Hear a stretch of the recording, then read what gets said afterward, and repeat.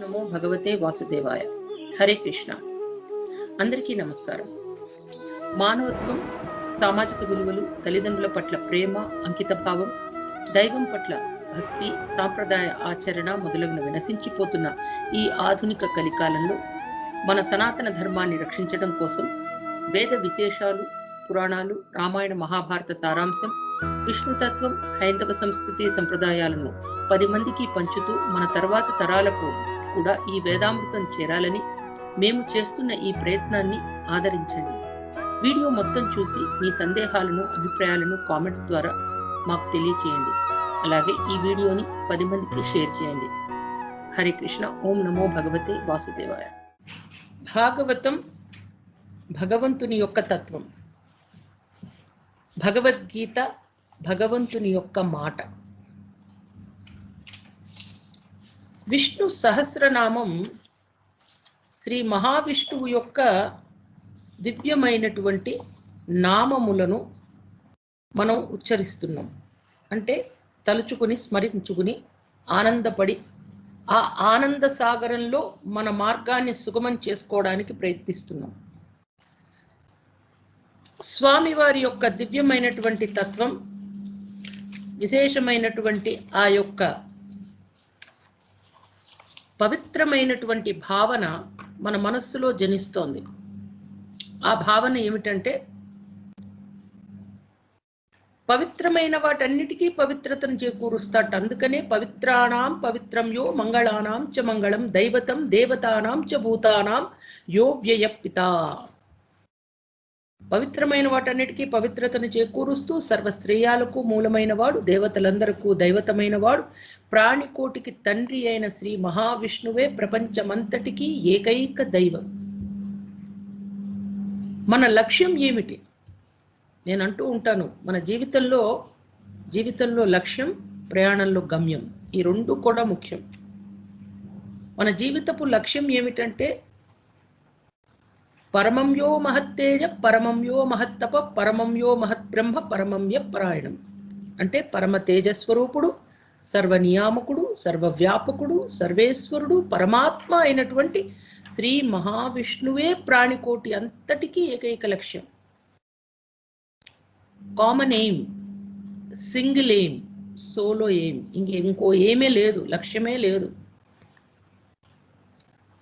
ఎవరిని స్తుతిస్తే మనం స్వామిని చేరుకోగలుగుతామంటే, ముల్లోకాలకు ప్రభు, దేవతలకు కూడా దైవతమైన వాడు, ఆది మధ్యాంతరహితుడు అయిన పరమ పురుషుని ఆయనదైన అనంతనామాల ద్వారా స్తోత్రం చేయడం వల్ల మాత్రమే జీవులకు మేలు కలుగుతుంది. ఆయన్ని స్తుతిస్తూ, స్తోత్రం చేస్తూ సుఖశాంతులు లభిస్తాయి ధ్యానం చేయడం వల్ల. అనాది నిధనం విష్ణుం సర్వలోక మహేశ్వరం లోకాధ్యక్షం స్తువన్నిత్యం సర్వ దుఃఖాతిగో భవేత్. ఇవన్నీ మనం ఎందుకు చేస్తున్నాం?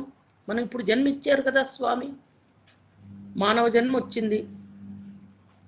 మేక్ మెర్రీ, చక్కగా ఆనందిద్దాం. మనం సమయాన్ని వృధా చేసుకుందాము, గడుపుకుందాము, ఈ భౌతిక సుఖాల్లో పడి జీవితాన్ని ఉద్ధరించుకుందామంటే దుఃఖాలు, చింతలు పోవు. ఆ సర్వ దుఃఖాలు, సర్వ చింతలు తొలగిపోయేటువంటి ఏకైక మార్గం స్వామివారి యొక్క దివ్య నామ స్తోత్రం మాత్రమే. అటువంటి విష్ణు తత్వాన్ని, విష్ణు కథను, విష్ణు నామాన్ని స్మరించి, స్పృశించి, తరించి, తపించి తరించడానికి మన జీవితంలో ఈ యొక్క అద్భుతమైనటువంటి పవిత్రమైనటువంటి సమయం మనమంతా వెచ్చిస్తున్నామే, దానికి కూడా దైవ కృప ఉంది. దైవ కృప లేనిది మన జీవితంలో మనం ఒక అడుగు కూడా వేయలేం. కాబట్టి దైవ కృప ద్వారా మనం చేస్తున్నటువంటి కార్యక్రమానికి విచ్చేసినటువంటి భక్తులందరికీ కూడాను మరొక్కసారి నమస్కారాలు తెలియచేసుకుంటూ, హరి కృష్ణ. పద్మనాభో అరవిందాక్ష 38. పద్మగర్భ శరీరభృత్ మహర్తిరుద్ధో బుద్ధాత్మ మహాక్షో గరుడధ్వజ. మహాక్షో గరుడధ్వజ.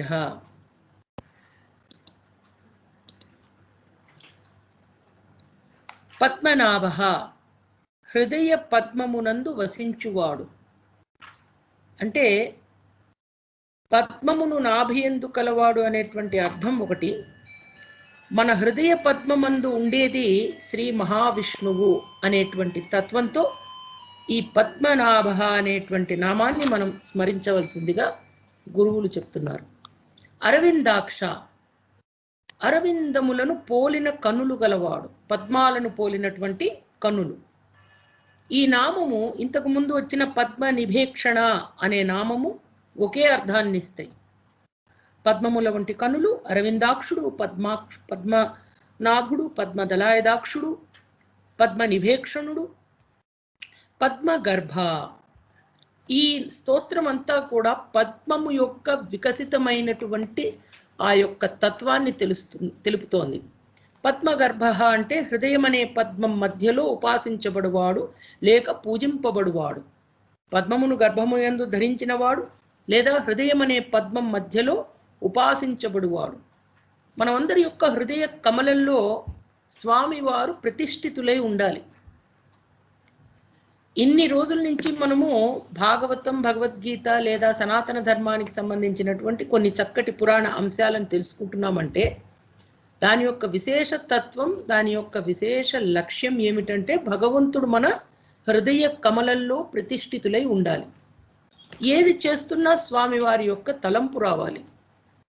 శరీర భృత్ అంటే శరీరధారులైనటువంటి అందరి యొక్క పోషణను చూస్తున్నవాడు. ప్రాణభృత్ ప్రాణమునిచ్చువాడు. శరీరభృత్ అంటే అన్న ప్రాణ రూపంలో జీవులను పోషిస్తున్నాడు ఆయన. అన్నం ఇస్తేనే మనం, ఆ అన్నం ఉంటేనే, ఆ తిండి ఆహారం అనేది ఉంటేనే మనం ఈ శరీరం యొక్క జఠరాగ్నిని మనం చల్లార్చగలుగుతున్నాం. ప్రాణం లేకపోతే అసలు జీవమే లేదు, జీవుడే లేదు. ఆ ప్రాణశక్తి రూపంలో, అన్నము రూపంలో జీవులను పోషిస్తున్నాడు. కాబట్టి ఈ శరీరధారులైనటువంటి మనందరకు నవద్వారే పురేదేహి అంటాం. ఈ శరీరం అనేటువంటి ఈ పురములో, ఈ శరీరములో స్వామి నెలకొని ప్రతిష్ఠితుడై మనకు ఆ పోషణను అందిస్తున్నాడు. ఆయన మనకు ప్రాణాన్ని ఇచ్చాడు, అన్నాన్ని ఇచ్చాడు. రెండిటితో ఏం చేయమన్నాడు? ఆయన తత్వాన్ని తెలుసుకోమన్నాడు. మనం ఏం చేస్తున్నాం? ప్రాణం ఉంది, ప్రాణం ఉన్నంత వరకు ఆనందిద్దామనుకుంటున్నాం. దేంట్లో ఆనందిద్దామనుకుంటున్నాం? ఈ భౌతిక విషయాలలో. తత్వం అటువైపుకు వెళ్ళదు. అటువైపుకు వెళ్ళాలంటే మళ్ళీ ప్రేరణ రావాలి. భగవత్ ప్రేరణ ఎలా కలుగుతుంది అంటే, భగవత్ ప్రేరణ కేవలం పూర్వజన్మ సుకృత ఫలం మరియు ఈ జన్మలో మనం చేసేటువంటి ఆ జ్ఞాన అగ్ని అన్నాం చూడండి నిన్న. ఆ జ్ఞాన అగ్ని వల్ల స్వామి యందు మనకు ప్రేరణ విశేషంగా కలుగుతుంది. శరీర భృత్ అంటే అన్న ప్రాణ రూపంలో జీవులను పోషించేవాడు. మహర్ధిహి అంటే గొప్ప సంపద గలవాడు. మహర్ధిహి, అర్ధిహి, మహనీయమైనటువంటి, మహోన్నతమైనటువంటి అర్థము అంటే సంపద. స్వామివారికి ఉన్న సంపద ఏమిటి? అమ్మవారు లక్ష్మీదేవి ఉన్నారు. వందే పద్మకరాం ప్రసన్నవదనాం సౌభాగ్యదాం భాగ్యదాం హస్తాభ్యాం అభయప్రదాం మణిగణైర్ నానా విధైర్భూషితాం భక్తాభీష్ట ఫలప్రదాం హరిహర బ్రహ్మాది విసేవితాం పార్శ్వే పంకజ శంఖ పద్మనిధి నృత్యాం సదాశక్తివి. మనందరం కూడా సంపద అనగానే డబ్బు అనుకుంటున్నాం. ఇక్కడ బుద్ధి అనేది సంపద, జ్ఞానం అనేది సంపద. ఈ కాలంలో బాగా సంపాదిస్తున్నారంటే సంపద ఉన్నవారు, చదువుకున్నవాడు ఎంత తెలివిగలవాడు, ఎంత జ్ఞానవంతుడైనా అతని భార్య అతన్ని చులకం చేస్తుంది. ఎందుకంటే ఏముందండి పనికిరాని చదువు, పక్క ఆయన చూడండి, పక్క వాళ్ళ ఇంట్లో చూడండి ఎన్ని సామాన్లు ఉన్నాయో, ఎంత పెద్దగా ఇల్లు కట్టారో అని చెప్పుకుంటారు. పాపం ఈయనకున్న జ్ఞాన సంపద వాళ్ళకు ఉండదు. ఏ 2 మర్డర్లో రాకపోతే మంచి 2 కాంట్రాక్ట్లో ఏవో బిమ్మిని చేసి వ్యాపారాలు చేసో సంపాదిస్తారు. ఆ సంపాదన ఉన్నవాడు గొప్పవాడు అయిపోయాడు. ఈ కాలంలో జ్ఞానము బుద్ధి గలవారు పేదవారు అయిపోయారు. అందుకని మనందరం కూడా గుర్తుపెట్టుకోవాల్సిన విషయం ఏమిటంటే, గొప్ప సంపద అంటే బుద్ధి, జ్ఞానము. భగవంతుని దృక్పథంలో, భగవంతుని దృష్టిలో సంపద అనేటువంటివి కేవలం 2 బుద్ధి, జ్ఞానం. ఈ 2 లేకపోతే లేనట్టే. ఈ రెండు ఉంటే అన్నీ ఉన్నట్టే. వృద్ధాత్మ, సనాతనుడు. వృద్ధుడు అంటే కొంచెం పురాతనమైన వారు, సనాతనులు అని అర్థం. కాబట్టి అందరికీ ఆశ్రయమైన మూల పురుషుడు స్వామి. మహాక్ష పద్మనాభో అరవిందాక్ష పద్మగర్భ శరీరభృత్ మహర్తివృద్ధో వృద్ధాత్మ మహాక్షో గరుడధ్వజ. మహాక్షో అంటే గొప్ప నేత్రాలు ఉన్నాయి స్వామికి. స్వామికి ఉన్న గొప్ప నేత్రాలు దేనికి పనికొస్తాయి? సమస్తాన్ని చూస్తాడు ఆయన. ఆయనకి ఈ విధంగా కళ్ళజోళ్ళు పెట్టుకునో, కాంటాక్ట్ లెన్సులు పెట్టుకునో, దివ్య చక్షువులు పెట్టుకునో చూడాల్సిన అవసరం లేదు. ఆయన నేత్రాలే దివ్య నేత్రాలు. మహా అక్షః. ఆ దివ్య నేత్రాలతో ఆయన సర్వాన్ని దర్శిస్తున్నాడు. ఎన్ని విశ్వాలండి, ఎన్ని కోట్ల జీవరాశులు. ఒక విశ్వంలో 84 కోట్ల జీవరాశులు, లక్షల కోట్లు. ఈ తక్కిన విశ్వాలు ఎన్నో, లోకాలెన్ని? 17 లోకాలు పైన 7 లోకాల కింద. ఆ టోటల్ అడ్మినిస్ట్రేషన్, పరిపాలన, దాన్ని నియంత్రించడం. సృష్టిని మనం కుటుంబంలోనే మనకు పుట్టిన పిల్లల్నే మనం పెంచడానికి నానా కష్టాలు పడతాం, నానా ప్లానింగ్లు చేస్తాం. కింద నుంచి పైకి, పైనుంచి కిందకి ఆలోచిస్తూ ఉంటాం 10కి 100 సార్లు. ₹1 ఖర్చు పెట్టాలన్నా ఫ్యూచర్ ఎట్లాగా, పిల్లలు ఎట్లాగా, వాళ్ళ పెళ్ళిళ్ళు ఎట్లాగా, చదువులు ఎట్లాగా, పక్క ఇంటి వారితోనో మన బంధువులతోనో పోటీ పడి మనం ఇబ్బంది పడుతూ ఉంటాం. అయితే స్వామి ఇంత పెద్ద విశ్వాలు, ఈ విశ్వం ఇంకా విశ్వాలు మాలలాగా వేసుకుని ఆయన, అటువంటి స్వామి యొక్క దివ్యమైనటువంటి తేజస్సు గురించి మన హృదయ కమలంలో ఇప్పటికే ప్రతిష్ఠితమై స్వామి ఉండాలి. ఇప్పటికే ప్రతిష్ఠితమై స్వామి లేకపోతే ఇంకా మన ఎఫర్ట్లో ఎక్కడో ఒక చోట ఇబ్బంది ఉన్నట్టే అని భావించాలి. గరుడధ్వజ, జెండాపై గరుత్మంతుడు కలవాడు. గరుత్మంతుడు దేనికి సంకేతం అంటే వేద జ్ఞానానికి సంకేతంట. కాబట్టి భగవంతుడు స్థితప్రజ్ఞుడు. గరుత్మంతుడు ధర్మము సత్యము అనేటువంటి 2 రెక్కలతో స్వామి యొక్క వాహనంగా విరాజిల్లుతున్నాడు. అతుల శరభో భీమ సమయజ్ఞో హవిర్హరి సర్వలక్షణ లక్షణ్యో లక్ష్మీవాన్ సమితిం జయ. అతుల శరభో భీమ సమయజ్ఞో హవిర్హరి సర్వలక్షణ లక్షణ్యో లక్ష్మీవాన్ సమితిం జయ. అతులః, అతులః అంటే తనతో పోల్చదగినది గాని సమానమైన వారు గాని లేరు. అనగః, అమోఘః, అనంతః, అచ్యుతః. అతులః, తులము, తులః తూయడం. ఆయనతో సమానంగా తూచేవారు కానీ పోల్చదగిన వారు కానీ ఎవ్వరూ లేరు. పోనీ ఎవరన్నా ఉన్నారా? ఆయనే సృష్టికర్త, ఆయనే స్థితికర్త, ఆయనే లయకర్త. ఎవరున్నారు ఇంకా? నతస్య ప్రతిమాస్తి యస్య నామ మహదృశః. అంటే ఆయనకున్నవి 2 తత్వాలండి పరమాత్మకు. అవి ఏమిటంటే దివ్యత్వం, మహత్వం. 2 పెద్దగా ఏమీ లేవు, చాలా సింపుల్. ఆయనే దివ్యత్వం ఉంది, ఆయనకే మహత్వం ఉంది. ఆ దివ్యత్వం మహత్వం ఉన్నటువంటి వారు సమానులు ఇంకెవరున్నారు? ఆయన కంటే దివ్యులు, ఆయన కంటే మహత్తత్వ శక్తి గలవారు. నత్తత్ సమోస్తి అభ్యధిక కుతోన్యః. అంటే ఆయనతో సమానుడే లేడు, ఇక ఆయన మించిన గొప్పవాడు ఎక్కడ ఉండగలడు? ఇతడొక్కడే సర్వేశ్వరుడు శ్రిత కమలక్షుడు శ్రీ వెంకటేశుడు. ఇతడొక్కడే సర్వేశ్వరుడు. ఇక బాబాలు, బీబాలు, బోబాలు ఎంతమంది ఉన్నా కూడా క్షమించగలరు. నా ఉద్దేశంలో ఎవరిని ఇబ్బంది పెట్టాలని కాదు, కానీ స్వామివారు తప్ప ఇంకా ఎవ్వరూ లేరు. ఏది చెప్పినా కూడా వారు గురువులు మాత్రమే తప్ప భగవానులు కారు. సనాతన ధర్మం గురించి అనేకమైనటువంటి ఇతరమైన వారు కామెంట్ చేస్తారంటే, మనకి ఈ బాబాలు, మాతాజీలు, స్వామీజీలు ఇక ఏవో పేర్లు ఉన్నాయి. ఆ పేర్లు పెట్టుకుని భగవంతుల కింద వాళ్ళు చెప్పుకుంటున్నారు. భగవాన్ షిరిడి సాయినాథుడు, రాఘవేంద్ర స్వామి, సత్యసాయి, ఈ విధంగా గురు రూపంలో ఉండి భగవత్ తత్వంతో ఉన్న వారి గురించి కాదు. ఈ కలియుగంలో ఇతర విధంగా రెచ్చిపోతున్నటువంటి వారి గురించి చెప్పవలసి వస్తోంది.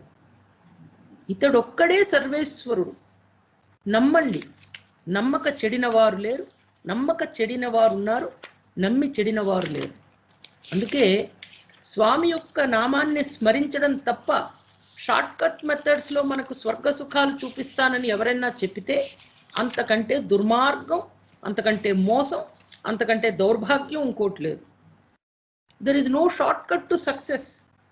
ఇంగ్లీష్లో చెప్తారు ఇది, no short cut to success. ఇక్కడ జీవిత లక్ష్యం ఏమిటి? పరమం యో మహత్తేజ, పరమం యో మహత్తప, పరమం యో మహద్బ్రహ్మ, పరమం వ్యపరాయణం. ఆయనే సర్వస్వం, ఆయనే తేజోరూపుడు, ఆయనే చైతన్య రూపుడు, ఆయనే ప్రాణశక్తి, ఆయనే దివ్యమైనటువంటి మహత్తత్వం, దివ్యత్వం, సమస్తం ఆయనే. ఇక చిటికేస్తే మేము విధంగా అన్ని చేసి చూపిస్తాం అనేటువంటి వాళ్ళు ఎవరైనా కనుక వస్తే, బాబు రండి, చక్కగా కడుపు నిండా భోజనం చేస్తుంది, లేదా మీకు కావాల్సినట్టు సంవత్సరానికి సరిపడా సామాన్లు ఇస్తాం, భుజించండి, మీ కుటుంబాన్ని మీరు చక్కగా చూసుకోండి అని చెప్పి పంపించడమే. అది మోసం. ఎందుకంటే ఇతరులకు నేను ఎరుగతరమా ఇందిరారమణ సతత సత్యవ్రతులు. స్వామిని తెలుసుకోవడం ఎవరికి సాధ్యం కాదు. ఎవరికి సాధ్యమవుతుంది? Only for this category. ఎవరికంటే సతత సత్యవ్రతులు సంపూర్ణ మోహ విరహితులు తప్ప ఇంకెవ్వరూ కూడా స్వామిని తెలుసుకోలేరు. మోహం నుంచి విరహం కలగాలి వాళ్ళకి. రాగభోగవి దూరరంజి తాత్ములు మహా భాగులెరుగు దూరు నేను ప్రేణుతించు విధము. కేవలము రాగభోగాల నుంచి విముక్తి పొందినటువంటి, ముక్తి పొందినటువంటి రంజిత ఆత్మలు మాత్రమే స్వామిని తెలుసుకోగలరట. ఇక ఎవరికి పడితే వారికి, టామ్, డిక్ అండ్ హ్యారీ అందరికీ కూడా స్వామి తత్వం తెలిసిపోతే ఈ స్వామి మహిమ ఏముంది? స్వామిని యొక్క మహిమను తెలుసుకోగలగడం కూడా ఈ హృదయ కమలంలో కూర్చోబెట్టుకోవడం, ఆయన హృదయ కమలంలో వెళ్ళి మనం ల్యాండింగ్ అవ్వడం, ఇవన్నీ సెకండ్ స్టెప్. అసలు ఫస్ట్ స్టెప్ స్వామి తత్వం మనకు కలగటమే అదృష్టం. పరమ భాగవత పద పద్మ సేవా నిజ భరణులెరుగు దూరుని పలికేటి పలుకు. ఆ పలుకు స్వామి యొక్క నామము మరియు స్వామి యొక్క మాట. స్వామి పలుకు తెలుసుకోవాలంటే పరిపూర్ణ మానస స్థిరత్వం ఉన్నటువంటి వారు మాత్రమే తెలుసుకోగలరు. అంటే కొంచెం క్లీనింగ్ బాగా జరగాలి, శానిటైజ్ అవ్వాలి. మనం కరోనా మళ్ళీ తిరిగి వ్యాపిస్తోంది అంటున్నారు కాబట్టి భక్తులందరూ కూడా శ్రద్ధాసక్తులతో భగవత్ నామాన్ని స్మరిస్తూ కరోనా యొక్క దుష్ఫలితాల నుంచి ఇబ్బంది పడకుండా ఉండాలని కోరుకుంటూ శానిటైజ్ అవ్వాలి. మనం శానిటైజ్ అంటే గబగబా పెద్ద పెద్ద ఇదేమిటది హ్యాండ్ శానిటైజర్స్ తెచ్చుకుని బరా బరా బరా బరా బరా బరా రుద్దుకోవడం కాదు. ఆ విధంగా మన మనస్సును శానిటైజర్లో ముంచి తీసినట్టు భగవన్నామంలో ముంచి తీస్తూ ఉండాలి మన మనస్సును. తద్వారా మన శరీరంలో ఉన్నటువంటి ప్రతి అణువు కూడా ఆ యొక్క నామంలో మునిగి బయటికి వస్తూ ఉండాలి. అది శానిటైజేషన్ అంటే. కంప్లీట్ శానిటైజ్డ్ అట్మాస్ఫియర్లో ఉండాలి మనం. ఏ విధంగా ఉంటాం? భగవన్నామంతో మాత్రమే ఉండగలం. భగవన్నామం కాకుండా షార్ట్ కట్ మెథడ్లో ఎవరైనా మనకి స్వర్గ సుఖాలు చూపిస్తాం, స్వర్గానికి చేరుస్తాం, ఇక అంతే మీరు స్ట్రైట్ ల్యాండింగ్ దేర్ అని ఎవరైనా అన్నారో అది పచ్చి మోసం, దగా, దౌర్భాగ్యం, భ్రమ. అతులహ అంటే స్వామికి మించిన వారు ఇంకోరు లేరు, స్వామితో సమానమైన వారు లేరు, స్వామితో పోల్చదగిన వారు కూడా లేరు. ఇది అది కాదు, స్వామితో పోల్చదగిన వారు కూడా లేరు. అది స్వామి యొక్క మహాత్యం. అందుకే బోలో పాండురంగ హరి, బోలో పాండురంగ హరి, బోలో పండరినాథ హరి, జయ జయ పాండురంగ హరి. విఠల విఠల పాండురంగ విఠల విఠల పాండురంగ విఠల విఠల పాండురంగ విఠల విఠల పాండురంగ బోలో పాండురంగ హరి జయ జయ పండరినాథ హరి. శరభ సర్వజీవులలో ప్రత్యేగాత్మగా ప్రకాశిస్తున్నాడు. శర మనందరం కూడా శరీరం శరీరం అంటాం. అసలు శరీరం అంటే ఏమిటి? దెర్ ఇస్ సమ్ మీనింగ్ కదా. జీవితం అంటే ఈ భూమి మీద మనకున్న సమయం. శరీరము అంటే ఏమిటి? శర అంటే శరీరం, శర అంటే క్షీణించేది. అటువంటి శరీరాలలో క్షీణించేటువంటి శరీరంలో ఆయన ఏ విధంగా ఉంటున్నాడయ్యా? ఆత్మరూపుడై ఉంటున్నాడు. క్షీణించేటువంటి శరీరంలో ఆత్మరూపుడై ఉంటున్నటువంటి స్వామి ప్రకాశిస్తాడు కాబట్టి ఆయనను శరభ అంటాం. ఆయనను ఏమంటామంటే శరభ. శర అంటే శరీరాలు క్షీణించేటువంటి ఈ పురములు, నవద్వారే పురేదేహి, ఈ నవద్వారే పురేదేహి ఈ శరీరాలలో ఆయన ఆత్మరూపుడై ప్రకాశిస్తాడు కాబట్టి ఆయనను శరభ. అందుకే సర్వజీవులలో ప్రత్యేగాత్మగా ప్రకాశిస్తున్నాడు స్వామి. అతుల శరభో భీమ. భీమ అంటే సర్వభయంకరుడు, భీముడు. సర్వము ఆయన వల్ల భయపడతాయి. అభయంకరుడు. శరణో భీమ అంటాం మనం. వ్యాకరణ రీత్యా అభీమ అని కూడా అంటాం. ఎలా అంటే ధర్మ మార్గంలో జీవించే వారికి ప్రేమ స్వరూపుడు ఆయన. ఎవరైనా ధర్మ మార్గంలో శిష్ట జీవితాన్ని గడుపుతున్నారో, చక్కటి జీవితాన్ని గడుపుతున్నారో వారిని ఆయన ప్రేమ స్వరూపుడుగా చూసుకుంటాడు. సమయజ్ఞ కాలాన్ని లేదా ఋతువులను ఎరిగినవాడు. సమత్వమే తన స్వరూపం. సృష్టి స్థితి లయములను ఉనరించాల్సిన సమయం చక్కగా తెలిసినవాడాయన. అన్టైమ్లీ పనులు చెయ్యడు స్వామి. మనం విశ్వం విష్ణుర్వషట్కారో భూత భవ్య భవత్ ప్రభు భూత కృద్భూత బుద్భావో భూతాత్మా భూతభావన భూతాత్మా పరమాత్మా చ ముక్తానాం పరమాగతి అవ్యయ పురుష సాక్షి క్షేత్రజ్ఞోక్షర ఏవచ అని అంటాం. ఎందుకంటే స్వామి యొక్క దివ్య తత్వాన్ని తెలుసుకుని మనం జీవితాన్ని గడుపుతున్నాం. మనకి మూడు బట్టి మనం పని చేస్తాం. స్వామి అట్లా కాదు. ఈ నిర్దేశిత సమయానికి ఈ నిర్దేశిత కార్యక్రమం జరగాల్సిందే. సూర్యుడు నిర్దేశిత సమయానికి ఆయన ఉదయిస్తాడు, అస్తమిస్తాడు. అబ్బా నాది ఇవాళ కొంచెం నలతగా ఉంది ఒళ్ళు, నేను కొంచెం లేటుగా వస్తాను అండి ఆయన. స్వామి ఏ టైం చెప్పాడో ఆ టైంకి కంపల్సరీ ఆయన వచ్చి కూర్చుంటారు అక్కడ. రావాల్సిందే. అది నిర్దేశిత సమయం. నవగ్రహాలు కూడా అదేవిధంగా గ్రహ కక్షలో అదేవిధంగా శ్రీమన్నారాయణ యొక్క దివ్య కృపతో తిరుగుతూ ఉన్నాయి. 6 ఋతువులు తెలిసిన వాడు జీవులన్నిటి యందు సమభావన కలిగి ఉండుటే ఆయనకు చేయగలు అత్యుత్తమమైన పూజ. సమత్వం ఆరాధన మచ్యుతస్య అంటారు విష్ణు పురాణంలో. అంటే అన్ని భూతాల విషయంలోనూ సమతా దృష్టిని కలిగి ఉండుటయే అచ్యుతుని ఆరాధనము. అప్పుడు ఇంకా ఎవరి మీద మనకు కోపాలు తాపాలు అవి రావు. క్రోధాలు ద్వేషాలు అనేటువంటివి జనించవు. ఎప్పుడూ కూడా ఒకటి గుర్తుపెట్టుకోండి, మనం చదువుతున్న ప్రతి స్తోత్రము మనం విష్ణు పురాణ సహితంగా, భాగవత సహితంగా, భగవద్గీత సహితంగా, పురుష సూక్తం సహితంగా తెలుసుకుంటున్నాం. సహస్ర శీర్ష పురుష సహస్రాక్ష సహస్రపాత్ స భూమిం విశ్వతో వృత్వా అత్యతిష్ట దశాంగుళం పురుష ఏవేదగం సర్వం యద్భూతం యద్యభవ్యం అని మనం స్మరిస్తున్నప్పుడు ఆ వైబ్రేషన్స్ ఉంటాయి చూడండి. ఆ తరంగాలు ఎంతో విశేషమైనవి. అందుకే ఇక్కడ విష్ణు సహస్రనామంలో భీష్ముడు ధర్మరాజుతో చెప్తున్నాడు, మోక్ష కారణ సామగ్ర్యం భక్తిరేవ గరీయసి.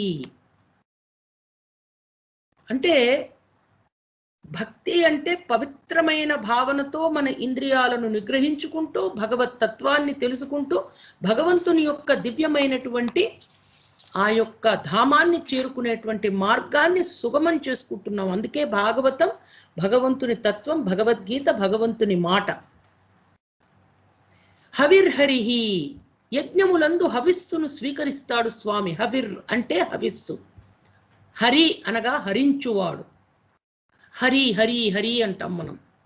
వెంకటేశ కష్టములను తొలగించువాడు. హరి హరించువాడు అని అర్థం. అహం హి సర్వయజ్ఞానాం భోక్తాచ ప్రభురేవచ. భగవద్గీతలో 9వ చాప్టర్లో చెప్పబడింది. 9వ యోగంలో సర్వ యజ్ఞములందు హవిస్సును భుజించే భోక్త లేక యజ్ఞ ఫలదాత అయిన ప్రభువును నేనే, లేదా హవిస్సుగా ఆయనే హవనము చేయబడుతున్నాడు.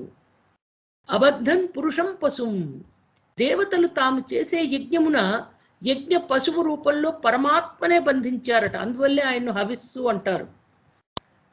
హరి అనే శబ్దం ఈ హవిస్సులను హరించువాడు. కానీ విడదీసి హవిర్హరిహి, హరి అంటే స్మరణ మాత్రానే, హరినామస్మరణ మాత్రానే మన యొక్క జనన మరణ రూప సంసారాన్ని అంతమొందించేటువంటి వాడు. హరి అంటే నీలవర్ణం అని కూడా అర్థం ఉంది కాబట్టి హరిహి. అందుకే మనం ముందు సెషన్లో ఒకసారి చెప్పా నేను, ధన్యం తదేవ లగ్నం తన్నక్షత్రం తదేవ పుణ్యమహః కరణస్య చ సా సిద్ధిః యత్ర హరి ప్రాజ్ఞ నమస్క్రియతే. ఏ కార్యం మొదలెట్టినా కూడా, ఏ క్రియాచరణలోనైనా సరే మొదట హరి నమస్కరించబడతాడో ఆ క్రియను ఆరంభించిన సమయంలో ఉండే లగ్నమే శుభప్రదం. ఆ నక్షత్రం ఆ తిథి పుణ్యప్రదాలవుతాయట. ఆ ఆచరించిన కార్యానికి హరినామస్మరణే సిద్ధి కలిగించేది అవుతుంది. ఏకోపి కృష్ణస్య కృత ప్రణామో దశాశ్వమేధా వభృదేన తుల్య దశాశ్వమేధి పునరేతి జన్మ కృష్ణ ప్రణామీన పునర్భవాయ. కృష్ణుని విషయమై చేయబడిన ఒక్క నమస్కారమైన హరిని తలుచుకుని ఒక్క నమస్కారం చేస్తే 10 అశ్వమేధ యాగాలను సమగ్రంగా ఆచరించి వాటికి సంబంధించిన చివరి క్రియలన్నీ పూర్తి చేసిన దానితో సమానంట 10 అశ్వమేధ యాగాలు. అయితే 10 అశ్వమేధాలు ఆచరించిన వ్యక్తికి వాటి వల్ల లభించిన పుణ్య ఫలానుభవం ముగిసిన తర్వాత మళ్ళీ పునర్జన్మ వచ్చేస్తుంది. కానీ కృష్ణుణ్ణి నమస్కరించి ఏకోపి కృష్ణస్య కృత ప్రణామో, అటువంటి వ్యక్తి మాత్రం మరొకసారి జన్మ ఎత్తవలసిన అవసరమే ఉండదు. ఎందుకంటే స్వామి తత్వం అంత మధురాతి మధురమైనది. ఎంత మధురాతి మధురం అంటే ఆయన నామం మధురం, ఆయన అధరం మధురం, ఆయన వదనం మధురం, సమస్తము మధురమే. అచ్యుతం కేశవం రామనారాయణం కృష్ణ దామోదరం వాసుదేవం హరిం శ్రీధరం మాధవం గోపికావల్లభం జానకీ నాయకం రామచంద్రం భజే. అచ్యుతం కేశవం సత్యభామాధవం మాధవం శ్రీధరం రాధికారాధితం ఇందిరామందిరం చేతసా సుందరం దేవకీ నందనం నందజం సందధే. అచ్యుతం కేశవం రామనారాయణం కృష్ణ దామోదరం వాసుదేవం హరిం. మనమంతా అద్వైత సిద్ధాంతకర్త అయినటువంటి శ్రీమద్ శంకరాచార్యుల వారిని కేవలము శివతత్వం శైవత్వానికే మనం భావిస్తాం. కానీ అత్యంత మధురమైనటువంటి ఈ అచ్యుతాష్టకాన్ని రచించినది శ్రీమద్ ఆది శంకరాచార్యుల వారు అనేటువంటి విషయాన్ని మనం మరవకూడదు. హరి అంటే హరించువాడు. మన యొక్క మలినాలను, క్లేశాలను, కల్మషాలను, పాపాలను, దురితములను హరించేటువంటి వాడు స్వామి. ఎందుకు హరిస్తాడు ఆయన? మనం చేసేటువంటి నామస్మరణతో, ఏకాగ్ర భక్తితో, నిష్కామ భక్తితో, మనం చేసేటువంటి విశుద్ధమైనటువంటి తత్వంతో చేస్తే మాత్రమే స్వామి ఈ యొక్క అదృష్టాన్ని మనకు ప్రాప్తింపజేస్తాడు. హరామ్యఘం చ స్మరుతృణాం హవిర్భాగం క్రతుష్వహం వర్ణశ్చ మే హరి శ్రేష్ఠ తస్మాత్ హరిహరం శృతః. స్వామి అంటున్నారు, నన్ను స్మరించిన వారి పాపాలను హరిస్తాను. చూడండి, శ్రవణం స్మరణం ఎప్పుడూ కూడా మనం చెప్పుకుంటూనే ఉన్నాం. శ్రవణం స్మరణం ఈ రెండు ముఖ్యమే. యజ్ఞములందు హవిర్భాగాన్ని కూడా అందుకుంటాను. నేను శ్రేష్టమైన నీలవర్ణం గలవాణ్ణి. శ్యామమో ఓహన మామవ పవన శ్రీమయ వెంకట శైలనికేతన శ్యామమోహన మామవ పవన. శ్యామ మోహనుడైన. అందువల్ల నన్ను హరి అంటారు. హరామ్యఘం చ స్మర్తృణాం, స్మరిస్తే చాలు హరిని. మనకున్నటువంటి దాంట్లో జీవితము, మనకు ఆయన 2 ఇచ్చారండి. ప్రాణం ఇచ్చాడు, శరీరాన్ని ఇచ్చాడు. దేన్ని చేయమన్నాడు? తన తత్వాన్ని తెలుసుకుని తనని తిరిగి చేరుకోమన్నాడు. మనం చేస్తోంది ఏమిటి? శరీరంతో ఎన్ని పనులు మనం భౌతిక ప్రకృతి, ఈ సత్వరజస్తమో గుణభరితమైనటువంటి జీవితంలో ఆ యొక్క రజోగుణానికి బద్ధులమై తమస్సు ఆవరిస్తూ పట్టినటువంటి ఆ చీకట్లను తొలగించుకోలేక, మనలో ఉన్నటువంటి జ్ఞానాగ్నిని ప్రజ్వలింపజేయలేక భగవంతుడిచ్చినటువంటి యొక్క జీవితాన్ని వృధా చేసుకుంటున్నాం. ఈ యొక్క జీవితాన్ని భగవంతుని యొక్క తత్వం తెలుసుకుని ఆయన్ని యొక్క మన జీవిత పరమ లక్ష్యం పరమం యో మహత్తేజ, పరమం యో మహత్తప, పరమం యో మహద్బ్రహ్మ, పరమం వ్యపరాయణం, పవిత్రాణాం పవిత్రం యో మంగళానాం చ మంగళం, దైవతం దేవతానాం చ భూతానాం యోగ్యయపిత. ఆయన తప్ప ఇతరమైనటువంటి తత్వమే లేదు. ఇతరది ఏదైనా ఉంది అనుకుంటే ఏకో దేవ సర్వభూతేషు గూఢ అని ఉపనిషత్తులు అంటున్నాయి. మన కర్తవ్యం ఏమిటి? ఇప్పుడు సర్వత్రా వ్యాపించి ఉన్నటువంటి ఆ పరమాత్మను, శ్రీ మహావిష్ణువును ఈ సహస్రనామ స్తోత్ర రూపంలో ఉన్న మహామాలా మంత్రం అంటాం మనం. ఈ సహస్రనామ స్తోత్రం, విష్ణు సహస్రనామ స్తోత్రం యొక్క అవగాహన యజ్ఞంలో పాల్గొంటున్నటువంటి భక్తులారా, భక్తి అనేది దృఢంగా ఉంటే తప్పకుండా సఫల మనోరథులమవుతాం. మహాభారతంలో అనుశాసనికా పర్వంలో ఉన్నటువంటి విష్ణు సహస్రనామ స్తోత్రం ద్వారా ఆయన చెప్తున్నటువంటి మాటలు, ఆయనంతటా ఆయన అంటున్నారు, హరామ్యఘం చ స్మర్తృణాం, నన్ను స్మరించండయ్యా, మీ జీవితాలను నేను శుభప్రదం చేస్తాను. సర్వలక్షణ లక్షణ్య అంటే సర్వ లక్షణాలచే సూచించబడిన జ్ఞానమే తాను అయి ఉన్నాడు. ప్రమాణాలు మనం ఏది చెప్పుకుంటున్నా కూడా పురాణ ప్రాతిపదికగా చెప్పుకుంటున్నాం, తత్వ ప్రాతిపదికగా చెప్పుకుంటున్నాం. ఏది కూడా గాలి మాటలు, సోది మాటలు, కాలం వృధా చేసేటువంటి మాటలు కావు. కొన్ని నెలలుగా, 1 సంవత్సరం నుంచి మనం చేసుకుంటున్నటువంటి యజ్ఞంలో సర్వ ప్రమాణాలచే ఆయనే తప్ప ఏకో దేవ సర్వభూతేషు, ఉపనిషత్తుల యొక్క సారం ఇది. ఏకో దేవ సర్వభూతేషు గూఢ, క్షేత్రజ్ఞం చాపి మాం విద్ధి సర్వక్షేత్రేషు. ఇవి శ్రీకృష్ణుడు స్వయంగా చెప్పినటువంటి పలుకులు. క్షేత్రజ్ఞం, ఆయనే క్షేత్రజ్ఞుడు. మనలో ఉన్నటువంటి ఆత్మస్వామి, మనలో ఉన్న చైతన్య శక్తి, ప్రాణశక్తి స్వామిది. స్వామి తత్వం. హీఈస్ నో మోర్ అంటారు. What is no more? ఆ శరీరంలో ప్రాణం లేకపోతే he's no more, she's no more. ఆ ప్రాణశక్తే స్వామి, ప్రాణం దాత, అన్నదాత. ఈ ప్రాణము అన్నమును ఇచ్చి, ఈ జీవితాన్ని ఇచ్చి స్వామి శరీరాన్ని ఇచ్చి, నవద్వారే పురే దేహి, 9 రంధ్రాలు ఉన్నటువంటి శరీరంలో భగవంతుని చేరుకునేటువంటి ఆ యొక్క బుద్ధిని, జిజ్ఞాసను, తత్వాన్ని మనకు ప్రసాదించారు స్వామి. సర్వ లక్షణాలచే, సర్వ ప్రమాణాలచే స్వామి మాత్రమే పరమాత్ముడు, పరమేశ్వరుడు అనేటువంటి తత్వం ప్రకటించబడింది. లక్ష్మీవాన్, వక్షస్థలమున సదా లక్ష్మీదేవిని ధరించిన వాడు కాబట్టి లక్ష్మీవాన్. సమితిం జయ, సమితిం, సమితి అంటే యుద్ధం. ఆ యుద్ధములో జయం. ఎప్పుడు యుద్ధము అంటే దేవాసుర సంగ్రామం మనం భాగవతంలో తెలుసుకున్నాం. దేవతలు అసురుల మధ్య జరిగిన దివ్య సంగ్రామం. కొన్ని లక్షల కోట్ల సంవత్సరాలు, అందులో దివ్య సంవత్సరాలు, బ్రహ్మ సంవత్సరాలు జరిగింది ఆ యుద్ధం. ఎవరు గెలిచారు? దేవతలు. సురాధిప, సురులకు ప్రభువు, సురులకు అధిపతి అయినటువంటి విష్ణువు దేవతలను అనుగ్రహించి ఆ విజయాన్ని ప్రాప్తింపజేశారు. కాబట్టి అతుల శరవో భీమ సమయజ్ఞో హవిర్హరి సర్వలక్షణ లక్షణ్యో లక్ష్మీవాన్ సమితిం జయ.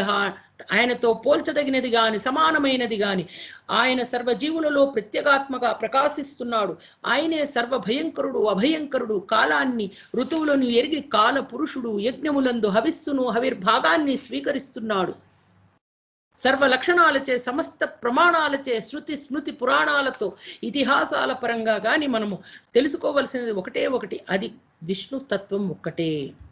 అందుకే వినరో భాగ్యము విష్ణు కథ వెలువలమిదివో విష్ణు కథ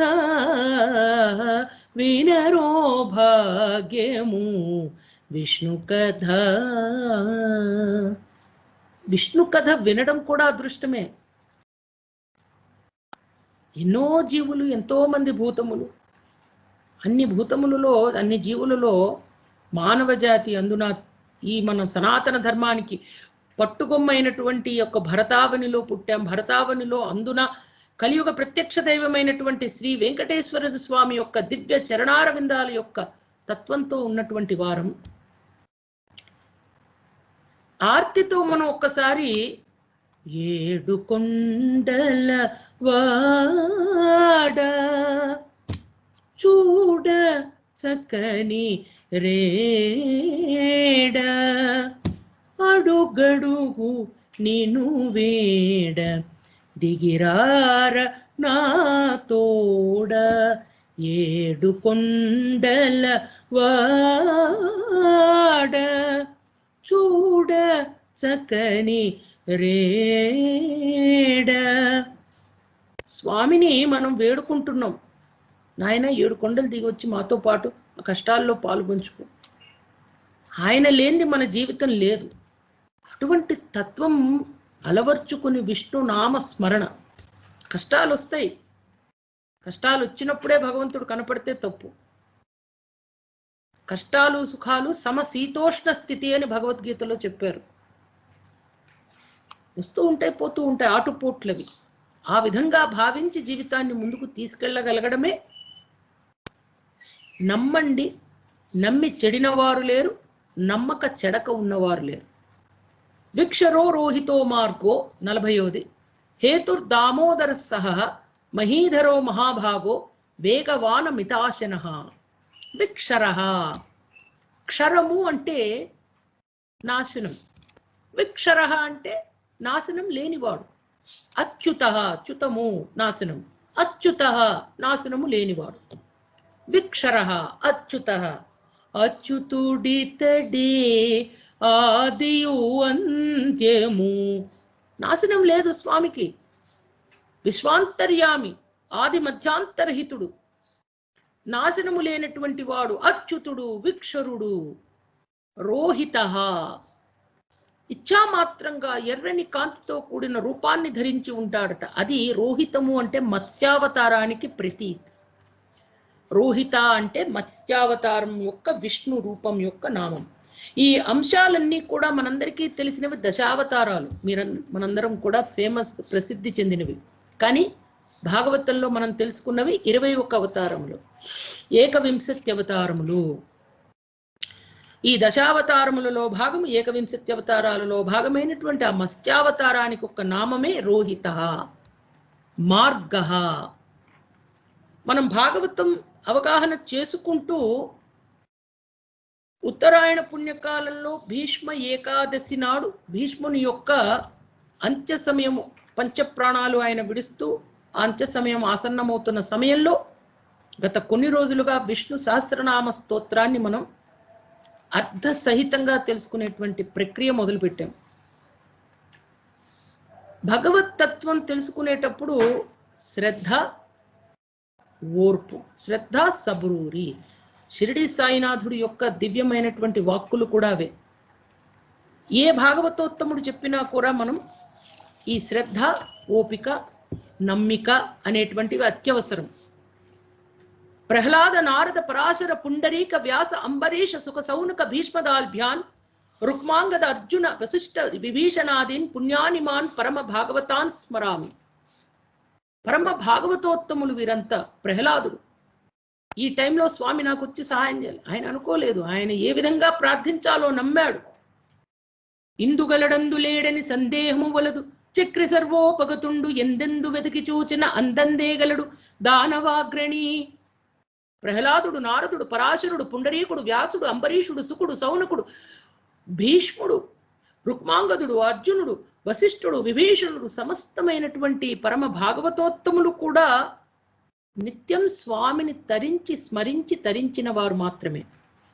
అశ్వత్థామా బలిర్వ్యాసో హనుమాంశ్చ విభీషణ కృప పరశురామశ్చ సప్తైతే చిరంజీవిన. 7 చిరంజీవులు ఉన్నారని చెప్పుకున్నాం. అశ్వత్థామ, బలి, వ్యాసుడు, హనుమంతుడు, విభీషణుడు, కృపాచార్యుడు, పరశురాముడు, ఇక 8వ వాడు మార్కండేయుడు. వీరందరూ కూడా నమ్మినది ఎవరినంటే నాశనము లేనటువంటి స్వామిని. మనమంతా నానాటి బతుకు నాటకము, అందరికీ తెలుసు నానాటికి బతుకు నాటకం. అందరం కూడా we're all playing our role. కానీ ఈ మనుజేశ్వరాధములకిచ్చి పోతనంటారు. భాగవతం రచించి పలికెడిది భాగవతమట పలికించెడి వాడు రామభద్రుడటనే పలికిన భవహరమగునట పలికెద వేరొండు గాథ పలుకగనేల. పలికించేవాడు రాముడయ్యా. పలుకుతోంది విష్ణు నామం, విష్ణు కథను, విష్ణు లీలలు. ఈ మనుజేశ్వరాధములకిచ్చి ఈ మనుష్య రూపంలో ఉన్న శాశ్వతమైనటువంటి తత్వాన్ని వదిలి అశాశ్వతమైనటువంటి శరీరాలు ధరించినటువంటి ఈ ప్రభువులకి నేను ఇటువంటి గ్రంథాన్ని ఇచ్చి నేను వృధా చేసుకుంటానా? మార్గ విక్షరో రోహితో మార్గో ముముక్షు వెతకబడువాడు అంటే మోక్షానికి మార్గం ఆయనే. ముక్తి మోక్షం 2 వేరు. మనం ముందు కూడా తెలుసుకున్నాం. దానం పుణ్యం ఏ విధంగా వేరో ముక్తి మోక్షం వేరు. ముక్తి అంటే బంధాల నుంచి తెంచుకుని ముక్తి పొందటం, లిబరేట్. మోక్షం అంటే భగవంతుని చేరుకోవడం, ఆ సత్యధామం, శుద్ధ బ్రహ్మ ఆనందమయ లోకం. మేరు పర్వత క్షీరోదన్వత్ ప్రదేశే శుచిమని విలసత్ సైకతే మౌక్తికానాం మాలాక్లుప్తాసనస్థ స్ఫటికమణి నిభైర్మౌక్తికైర్మండితాంగ. స్వచ్ఛమైన మణులతో కూడిన ఇసుక తిన్నెలు గల క్షీర సాగరంలో ముత్యాల హారాలు ధరించి వాటితో అలంకరించబడినటువంటి సింహాసనంపై ఆసీనుడై తెల్లని మేఘ సమూహముల నుండి జాలువారిన అమృత వర్ష ధారలచే ప్రకాశిస్తూ శంఖం, చక్రం, గదా పద్మాలను ధరించి ఆనందమయుడైనటువంటి ముకుందుడు శ్రీ మహావిష్ణువు మనలను పవిత్రులను చేయాలనేటువంటి భావనతో మనమంతా ఈ నామస్మరణంలో తన్మయత్వం చెందుతున్నాం. ఆ తన్మయత్వంతో మనం ఆ కలియుగ ప్రత్యక్ష దైవమైనటువంటి వెంకటేశ్వర స్వామి సాక్షాత్ శ్రీమన్నారాయణ యొక్క దివ్యమైనటువంటి రూపం, అవతారం కాదది. ఆయనే శ్రీమన్నారాయణుడు. కలో వెంకటనాయక కలో కలుష చిత్తానాం. కలియుగంలో మన యొక్క కలుషాలను, మలినాలను సర్వాన్ని హరించడానికి స్వామి ఇక్కడ ప్రకటితమయ్యారు. రక్షణార్థం రమాకాంతో రమతే ప్రాకృతో యథా. మనమంతా కలియుగంలో కలుష చిత్తులై అనేక పాపాలను ఆచరిస్తూ అజ్ఞానంలో ఉన్నటువంటి వారిని రక్షించడం కొరకు పరమ దయాళువు ఆశ్రిత భక్త రక్షకుడు అయినటువంటి శ్రీ మహావిష్ణువే స్వయంగా శ్రీ వెంకటేశ్వరునిగా తిరుమల కొండపై ఆనంద నిలయంలో స్వయం వ్యక్తమైనారు. కాబట్టి అటువంటి స్వామిని మనం ఆరాధిస్తూ మార్గ, ఆయనే మనకు మార్గం చూపుతున్నాడు. దేనికి? మోక్షానికి. మోక్షం అంటే పరమ ఆనందం. ఈ జన్మ జనన మరణ జన్మ మృత్యు జరా వ్యాధి. జననం ఉంది, మరణం ఉంది, రోగం ఉంది, ముసలితనం ఉంది. జరా మరణం. జరా అంటే రోగము. ఈ విధంగా రోగము, ముసలితనము, జననము, మరణము, ఈ 4 బాధలు, పాపములు, క్లేశములు, కష్టములు, వీటి నుండి మన జీవితాన్ని ముక్తి పొందటం. ముక్తి ఏ విధంగా పొందుతాం? ఇంద్రియ నిగ్రహంతో మాత్రమే పొందగలం. ఇంద్రియ నిగ్రహం ఏ విధంగా వస్తుంది? పవిత్రమైన భావన. భక్తి అంటే ఏమిటి? పవిత్రమైన భావన. ఆ పవిత్రమైన భావనతో కూడుకున్నటువంటి తత్వంతో మాత్రమే మోక్షానికి మార్గం సుగమం అవుతుంది. హేతుహు, ఆయన హేతువు. దేనికి హేతువు? సృష్టిలోని సర్వము పరమాత్మ నుండే వ్యక్తమైన కారణంగా ఈ జగత్తుకు కారణం ప్రభువే. స్వామివారి విష్ణు క్రీడ అని భాగవతంలో తెలుసుకున్నాం. విష్ణు క్రీడ ఇది, విష్ణు లీల. ఎక్కడా కూడా ఆంజనేయ క్రీడ, శివ క్రీడ, శివమాయ, సీతామాయ అని చెప్పలేదు. కృష్ణమాయ, విష్ణుమాయ, విష్ణు లీల, విష్ణు క్రీడ అంటాం. సృష్టి, స్థితి, లయ మూడింటికి కూడా ఆధారభూతుడైన వాడు. ఈ మూడింటికి కూడా ఉపాదాన కారణము నిమిత్త కారణము అయినటువంటి స్వామి మాత్రమే దేవాది దేవుడు. అందుకే దేవాది దేవ శ్రీవాసుదేవ కావుమయ్య మమ్ము కరుణాలవాల నే చేసిన పూజా ఫలమో నా పూర్వజుల పుణ్యఫలమో శ్రీ జానకీశ ఈ జన్మమేచి నన్ను ధన్యోనిగా భువి చేసితివి దేవాది దేవ శ్రీవాసుదేవ కావుమయ్య మమ్ము కరుణాలవాల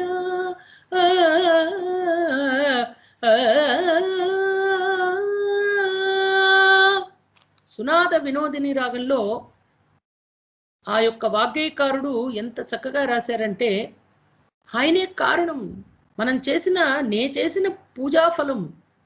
ఈ జన్మనిచ్చావయ్యా మాకు, ఈ జన్మనిచ్చి మాకు నిన్ను చేరుకునే మార్గాన్ని మనం తెలుసుకున్నాం. మనం ఒక్కొక్క నరక ప్రాప్తి కలిగిందంటే మళ్ళీ తిరిగి మన జన్మ ఎక్కడికి వస్తుందంటే చెట్టు చేమ, మళ్ళీ స్టార్ట్ ఫ్రమ్ స్క్రాచ్. చెట్టు చేమ కింద పుడతాం, తర్వాత మళ్ళీ ఇతరమైనటువంటి జంతుజాలాల యొక్క క్రిమికీటకాల యొక్క జన్మలెత్తుతాం, మళ్ళీ మరుగుజ్జు చండాలుడు ఆ రూపాల నుంచి మళ్ళీ మానవ జన్మ, సంపూర్ణమైన మానవ జన్మ ఇప్పుడు మనం ఉన్నది. ఆ జన్మకి మళ్ళీ రావాలంటే ఎన్ని వేల సంవత్సరాలు కాదు, ఎన్ని జన్మలు పడతాయో మనకు తెలియదు. సృష్టిలోని సర్వము పరమాత్మ నుండే వ్యక్తమైన కారణంగా ఈ జగత్తునకు ఉపాదాన కారణము నిమిత్త కారణము తానే ఉన్నాడు. కాబట్టి స్వామిని మనం స్మరిస్తున్నాం. దామోదర, నిన్న వాసుదేవ అనే నామాన్ని మనం ధరించాం. వాసుదేవ అంటే స్వామి యొక్క సర్వభూతాలలో వసించి ప్రకాశించేవాడు వాసుదేవుడు. చాదయామి జగద్విశ్వం భూత్వా సూర్య ఇవాంశుభి సర్వభూతాదివాసశ్చ వాసుదేవస్తతస్మృతః అని శాంతి పర్వంలో ఉంది. వసనాత్ సర్వభూతానాం వసుత్వాత్ దేవన్యూనితః వాసుదేవస్తతో వేద్యః. సర్వభూతాలలో ఆవరించి ఉన్నటువంటి స్వామి వాసుదేవుడు, వసుదేవుని కుమారుడు అనేటువంటి అర్థంతో మనం ఇప్పటి వరకు వాసుదేవుడు అనే నామాన్ని ధరించాం. కానీ సర్వభూతములలో వసించేవాడు కాబట్టి వాసుదేవుడు. ఆ పరమాత్మ ఎందే అన్ని జీవులు ఉన్నాయి, అన్ని జీవుల యందు పరమాత్మ ఉన్నాడు. చూడండి, విష్ణు పురాణంలో ఎలా చెప్పారంటే, సర్వాణి తత్ర భూతాని వసంతి పరమాత్మని భూతేషు చ సర్వాత్మ వాసుదేవస్తతస్మృతః. సర్వాణి తత్ర భూతాని, ఆయన సర్వంలో ఉన్నాడు, సర్వము ఆయనలో ఉంది. ఎంత విశేషం అంటే, ఆ పరమాత్మ యందు అన్ని జీవులు వసిస్తున్నాయి, అన్ని జీవులు మళ్ళీ పరమాత్మలో వసిస్తున్నాడు. అటువంటి స్వామి దామోదర. దామములు అంటే లోకములు, దామములు అంటే లోకములు. దామ ఉదర బ్రోవ భారమా రఘురమా భువన మెల్ల నీవై నన్నో కడిని ప్రోవ భారమా కలశాంబుధిలో దయతో నమరుల. మనం స్వామిని అడుగుతున్నాడు త్యాగరాజస్వామి, నీవు మొత్తం అంతా కూడా నీ ఉదరంలో పెట్టుకుని సర్వలోకాలు మోస్తున్నావే, సమస్తాన్ని నువ్వు భరిస్తున్నావే, నన్నొక్కడిని మోయడం, నన్నొక్కడిని కాపాడటం నీకు కష్టంగా ఉందా స్వామి అని. లోకములను ఉదరములో కలవాడు దామోదరుడు. దామోదరో విభు అంటే దదర్శ చాల్పదంతాస్యం స్మితహాసం చ బాలకం తమోర్మధ్యగతం బద్ధం దామ్నా గాఢం తదోదరే తతశ్చ దామోదరతాంస యజో ధామ బంధనాత్. అంటే బ్రహ్మాండ పురాణంలో అంటున్నారు, చిన్ని దంతాలు గల నోరుందిట స్వామికి. దదర్శ చాల్పదంతాస్యం, అల్పదంతాస్యం, అల్పదంతములు అంటే చిన్న చిన్న పళ్ళు, చిరు నగవుతో కూడిన వాడట. స్మితహాసం, చ బాలకం, బాలకుణ్ణి. ఎవరు? స్వామి. చిన్ని చిన్ని పళ్ళతో, చక్కటి చిరునవ్వుతో, మృదు మధురమైనటువంటి ఆ దరహాసంతో, రెండు మద్ది చెట్లు, తమోర్మధ్య గతం బద్ధం, రెండు మద్ది చెట్ల మధ్య నడుమ ఉన్నవాణ్ణి, ఆమ్నా గాఢం తధోదరే, త్రాటితో ఉదరమును గట్టిగా కట్టబడి ఉన్నవాణ్ణి. పొట్టకావిడ రోకలు కట్టేసింది. ఎవరావిడే? స్వామివారి యొక్క పొట్టకు, ఎస్ కరెక్ట్, యశోదమాత. స్వామివారి యొక్క పొట్టకు పెద్దగా ఆ ఉదరమును ఆ రోకలు కట్టేసింది ఆవిడ పాపం. గోకులంలో అందరూ చూశారట. తతశ్చ దామోదరతాం సయయౌ దామ బంధనాత్, ఆ విధంగా కట్టబడ్డాడు కాబట్టి దామ అంటే తాడు, తాడుతో కట్టబడిన ఉదరము గలవాడు. అసలు దీని తత్వం భీష్ముడు చెప్పినట్టు, భీష్మ పితామహులు ప్రవచించినట్లు లోకములు ఉదరములో కలవాడు. దామాని లోకనామాని తాని యశోదరాంతరే తేన దామోదరో దేవ శ్రీధర శ్రీ సమాశ్రిత. దామములు అంటే లోకాలు, ఈ లోకాలన్నీ ఆయన ఉదరంలోనే ఉన్నాయి, అక్కడే నివాసం ఏర్పరచుకుని ఉన్నాయి. అట్టి మహాపురుషుడే శ్రీనివాసుడు, శ్రీధరుడు మరియు దామోదరుడు.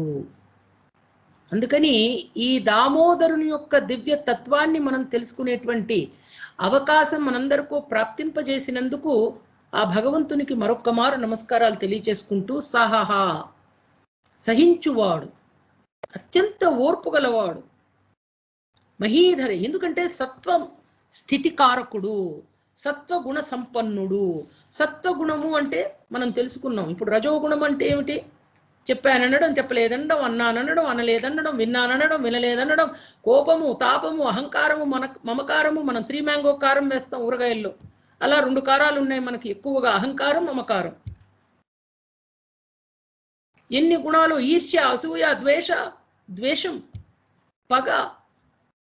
ఎవరైనా మన ఒక మాట అన్నారంటే బడబాగ్ని బడబడ బడబడ బడబడ బడబడ రగిలిపోతూ ఉంటుంది అది మన మనస్సులో. ఇక వారి మీద మన కసి తీరే వరకు మనకు బాధ భరించలేం.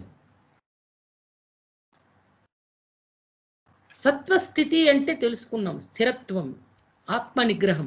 మళ్ళీ స్థిరత్వం జడత్వం కింద మారకూడదు.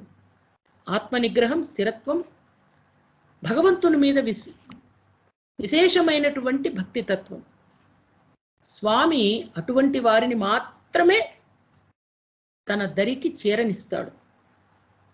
ఇతరులకు నీను ఎరుగతరమా ఇందిరారమణ సతత సత్యవ్రతులో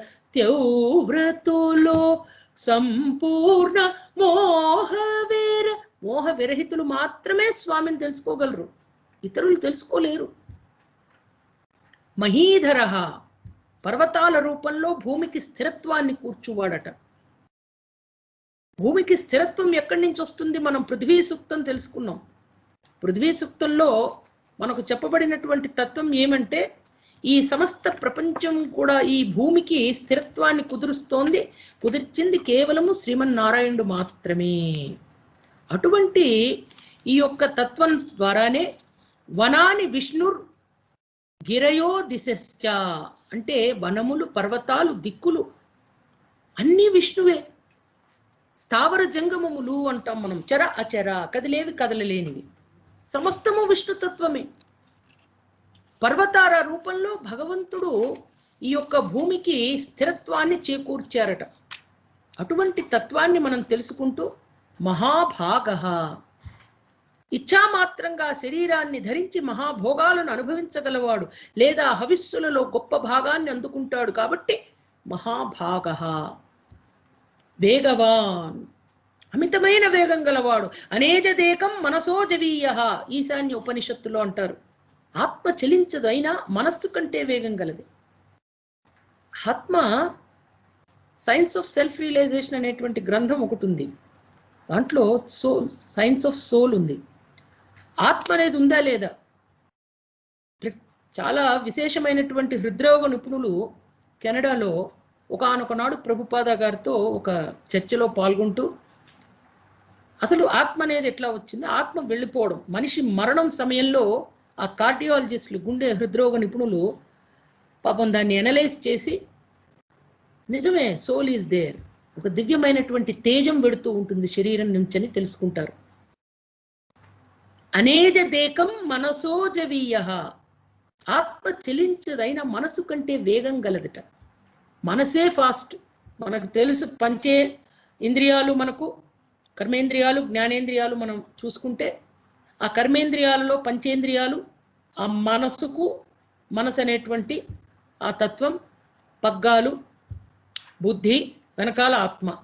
ఇది ఎప్పుడు కూడా మనం చెప్పుకుంటూ వస్తున్నటువంటి సన్నివేశం. ఈ పంచేంద్రియాలు, మనసు డోలాయమానంగా ఉంటుంది. మన కర్మేంద్రియాలు చూసినట్టే మనం అనుభవించాలనుకుంటాం. కానీ మనం అంతా మర్చిపోయేది ఏమిటంటే ఈ కనులు భగవంతుడిచ్చింది కమలాక్షు నక్షించు కరములు కరములు, శ్రీనాథు వర్ణించు జిహ్వ జిహ్వ. స్వామిని చూడని కనులు కనులు కావు, చెవులు స్వామి నామం వినని చెవులు చెవులు కావు, స్వామి నామం పలకని నోరు నోరు కాదు, స్వామి జిహ్వ జిహ్వ కాదు. స్వామి యొక్క నామ సుధారసాన్ని చవి చూడని జిహ్వ జిహ్వ కాదు. స్వామికి నమస్కరించని చేతులు చేతులు కావు. అమితాశన, అమిత ఆశన అంటే ప్రళయంలో సమస్త లోకాలను మింగువాడు. ఎందుకంటే సృష్టికర్త ఆయనే, స్థితికర్త ఆయనే, లయకర్త ఆయనే. కాబట్టి సమస్త లోకాలను తన ఉదరములో ధరించి ఈ సృష్టికి కారణభూతుడైన వాడు, నాశనము లేనివాడు, ముముక్షువులచే వెతకబడువాడు, మరియు అమితమైన వేగం గలవాడు. ఆత్మరూపంలో ఆయనకు అమితమైన వేగం ఉంది. ఆత్మ స్వామి, స్వామి యొక్క దివ్య కటాక్షమే ఈ యొక్క ఆత్మ, స్వామి యొక్క దివ్య కటాక్షమే ఈ ప్రాణశక్తి, స్వామి యొక్క దివ్య కటాక్షమే ఈ చైతన్యం. అందుకనే అటువంటి స్వామి దగ్గర మనకు భేషజాల, అహంకారాల, చూసి చూడనట్టు మనం స్వామిని ఇబ్బంది పెట్టడం, మనకు మనం ఇబ్బంది పెట్టుకోవడమే. అందుకే ఏడు కొండల వాడా చూడ చకని రేడ, అటువంటి ఏడుకొండల వాడు శ్రీమన్నారాయణుడు, శ్రీ మహావిష్ణువు యొక్క దివ్య తత్వాన్ని తెలుసుకునే అదృష్టం మనకు భగవంతుడు ప్రాప్తింపజేసినందుకు మనమంతా కూడా భగవంతునికి నమస్కారాలు చెప్పుకుంటూ, ఉద్భవ క్షోభణో దేవ శ్రీగర్భ పరమేశ్వర, కరణం కారణం కర్త వికర్త గహనో గుహ. ఉద్భవ, ఉద్భవించువాడు. ఉత్ అంటే పైకి రావడం. ఉత్ అనే ధాతువు పైకి రావడం అనే అర్థం. భవ అంటే సంసారం. సంసారం నుండి పైకి వచ్చిన వాడు అంటే మాయకు అందనివాడు. ఈ భౌతిక ప్రకృతి సత్వరజస్తమో గుణముల భరితమైనటువంటి భ్రాంతిమయ లోకం, మాయాభరితమైనటువంటి లోకానికి ఆయన ఉద్భవ, ఉపాదాన కారణంగా ఆయన పైకి, ఈ మాయకు అందడు ఆయన. స్వామి మనలో ఉన్నాడంటే మనం చేసే పాప పంకిలం అంతా స్వామికి అంటుకుంటుందని కాదు. మనలో ఉన్న తడి చెత్త, పొడి చెత్త, డంపులు ఏవైతే ఉన్నాయో, చెత్త డంపులు అన్నిటికీ స్వామి మనలో ఒక అబ్జర్వర్, అంతే, సూపర్ అబ్జర్వర్. చూస్తున్నాడు మనని. వీళ్ళకి జన్మనిచ్చాను, శరీరాన్నిచ్చాను, బుద్ధినిచ్చాను, అధాతో బ్రహ్మ జిజ్ఞాస, తెలివితేటలు ఇచ్చాను. ఆ ఇచ్చిన వాటిని ఉపయోగించుకుని నన్ను చేరుకునే మార్గాన్ని చూస్తున్నారా లేదా? రజస్తమో గుణభరితమైనటువంటి జీవితానికి బదులే అనైతిక కార్యక్రమాలు, అధర్మ కార్యక్రమాలు, అధర్మ చింతన, పాప పంకిలాన్ని మూటగొట్టుకుంటున్నారా అని చూసి, మనం ఇదివరకు తెలుసుకున్నట్టు అనేకమైనటువంటి గెస్ట్ హౌసెస్ మనకు ఈ చెంచల్గూడ, చెర్లపల్లి జైల్లో సెల్స్ ఎలా ఉంటాయో ఆ విధంగా నరక కూపాలు ఉన్నాయి. ఆ కూపాలలోకి మనం అనేకమైన నరకాల గురించి తెలుసుకున్నాం. కాకోల నరకం, రౌరవం, మహారౌరవం, ఆ రౌరవ నరకాలు 28 రకాలు. అన్నిట్లోనూ ఎక్కడో అక్కడ ఒక పొజిషన్ అయితే మనకు బుక్ అయి ఉంటుంది. అటువంటి స్థితిలో ఉంటామా అనేది మనం తేల్చుకోవాలి. క్షోభణ, అలజడిని కలిగిస్తాడట. ఆయన ఏం చేస్తాడంటే అలజడిని సృష్టిస్తాడు. మనిషి సృష్టించిన తర్వాత భగవంతుడు ప్రకృతిం పురుషం చైవ ప్రవిశ్యాత్మేచ్ఛయా హరిహి, ప్రవిశ్య క్షోభయామాస సర్గకాలే వ్యయావ్యయౌ. విష్ణు పురాణంలో అంటారు, సృష్టి కాలమునందు విష్ణువు లేక ప్రభువు అయిన హరి తన సంకల్పంతో సగుణాకారతత్వమైన ప్రకృతిలో నిర్గుణాకారతత్వమైన పురుషుని యందు ప్రవేశించి కల్లోలాన్ని కలుగజేస్తాడు.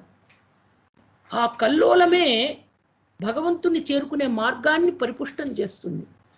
దేవః, అసలు దేవా దేవా దేవా అంటూ ఉంటాం. దేవః అంటే ఏమిటి? క్రీడించువాడు.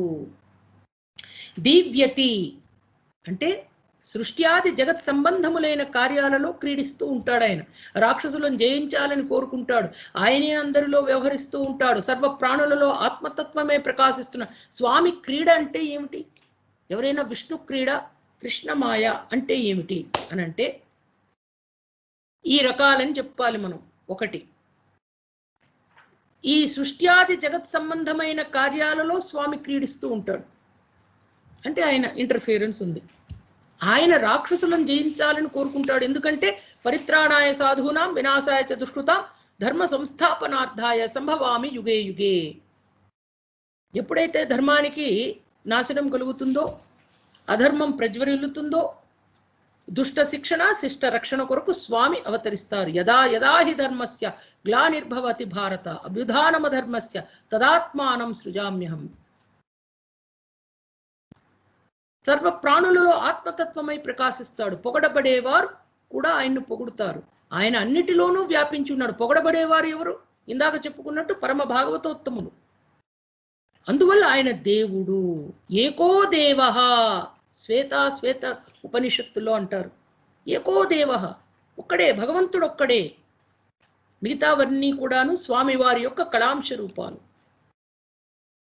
శ్రీగర్భః, మనం శివుడు బ్రహ్మ, విష్ణువు ఈ తత్వాలలో శివుడే బ్రహ్మ, విష్ణువు బ్రహ్మ, లేదా విష్ణువు శివుడు ఒకట కాదా అనేటువంటి మీమాంసని ఈ విష్ణు సహస్రనామ సహితంగా కాకుండా భాగవతంలో కూడా తెలుసుకున్నాం. ఏమనంటే స బ్రహ్మ స శివ, పరమాత్ముడు శుద్ధమైన వాడు. స బ్రహ్మ స శివ అంటే ఆయనే బ్రహ్మ, ఆయనే శివుడు, ఆయనే విష్ణు. ఈ శృతి ప్రమాణంతో కైవల్య ఉపనిషత్తు ప్రామాణికంగా మనం చెప్పుకునేది ఏమిటంటే విష్ణువే శివ మొదలైన నామాల చేత స్తుతించబడుతున్నాడు. ఆయనే సమస్తము. శ్రీమన్నారాయణ యొక్క అంశాలే శివుడు, బ్రహ్మ, ఇతర దేవతలు, ముక్కోటి దేవతలు ఎంతమంది అయితే మనకున్నారో అంతమంది. శ్రీ గర్భ, జగత్రూప విభూతి గర్భమందు గలవాడు. శ్రీ జగత్రూపము. ఆ జగద్రూపం అనేటువంటి విభూతి అంటే వైభవము. ఆ వైభవము గర్భమందు గలవాడు. జగత్తు అనేది గర్భమందు ధరించిన వాడు. సమస్త లోకములు విశ్వములు ఆయన యొక్క గర్భంలో ఉన్నాయి. పరమేశ్వర ఉదరములో ఉన్నాయి. పరమేశ్వర సర్వ జగత్తుని శాసించగల గొప్ప ప్రభువు. సమస్త జగత్తును. పరమ ఈశ్వర. పరమ అంటే గొప్పవాడు. ఈశ్వరుడు అంటే అందరినీ అదుపులో ఉంచుకుంటాడు. సమం సర్వేషు భూతేషు తిష్టంతం పరమేశ్వరం. సర్వ ప్రాణులలో సమరూపంగా ఉండే పరమేశ్వరుడే నేను అని భగవద్గీతలో 13వ చాప్టర్లో క్షేత్రజ్ఞ విభాగ యోగంలో చెప్పారు. కరణం, సృష్టి స్థితి లయలకు ముఖ్య కారకుడు స్వామి. ఆయనే కర్త, ధర్త, భర్త. కారణం, ఆయనే చేసేది, ఆయనే కారణం కూడా. చేయించేది ఆయనే, చేసేది ఆయనే. కర్త వికర్త. కరణం అంటే సృష్టి స్థితి లయలకు ముఖ్య కారకుడు. He's the cause. కారణం. ఈ జగత్తు ఉత్పత్తికి ఉపాదాన నిమిత్త కారణాలు కూడా ఆయనే. కర్త, చేయువాడు. వికర్త, ఏమి చేశాడయ్యా ఆయన? విచిత్రమైన జగత్తును సృష్టించాడు. గహనః, గ్రహింపశక్యముగాని స్వభావము కార్యాలు గొప్పతనం గలవాడు.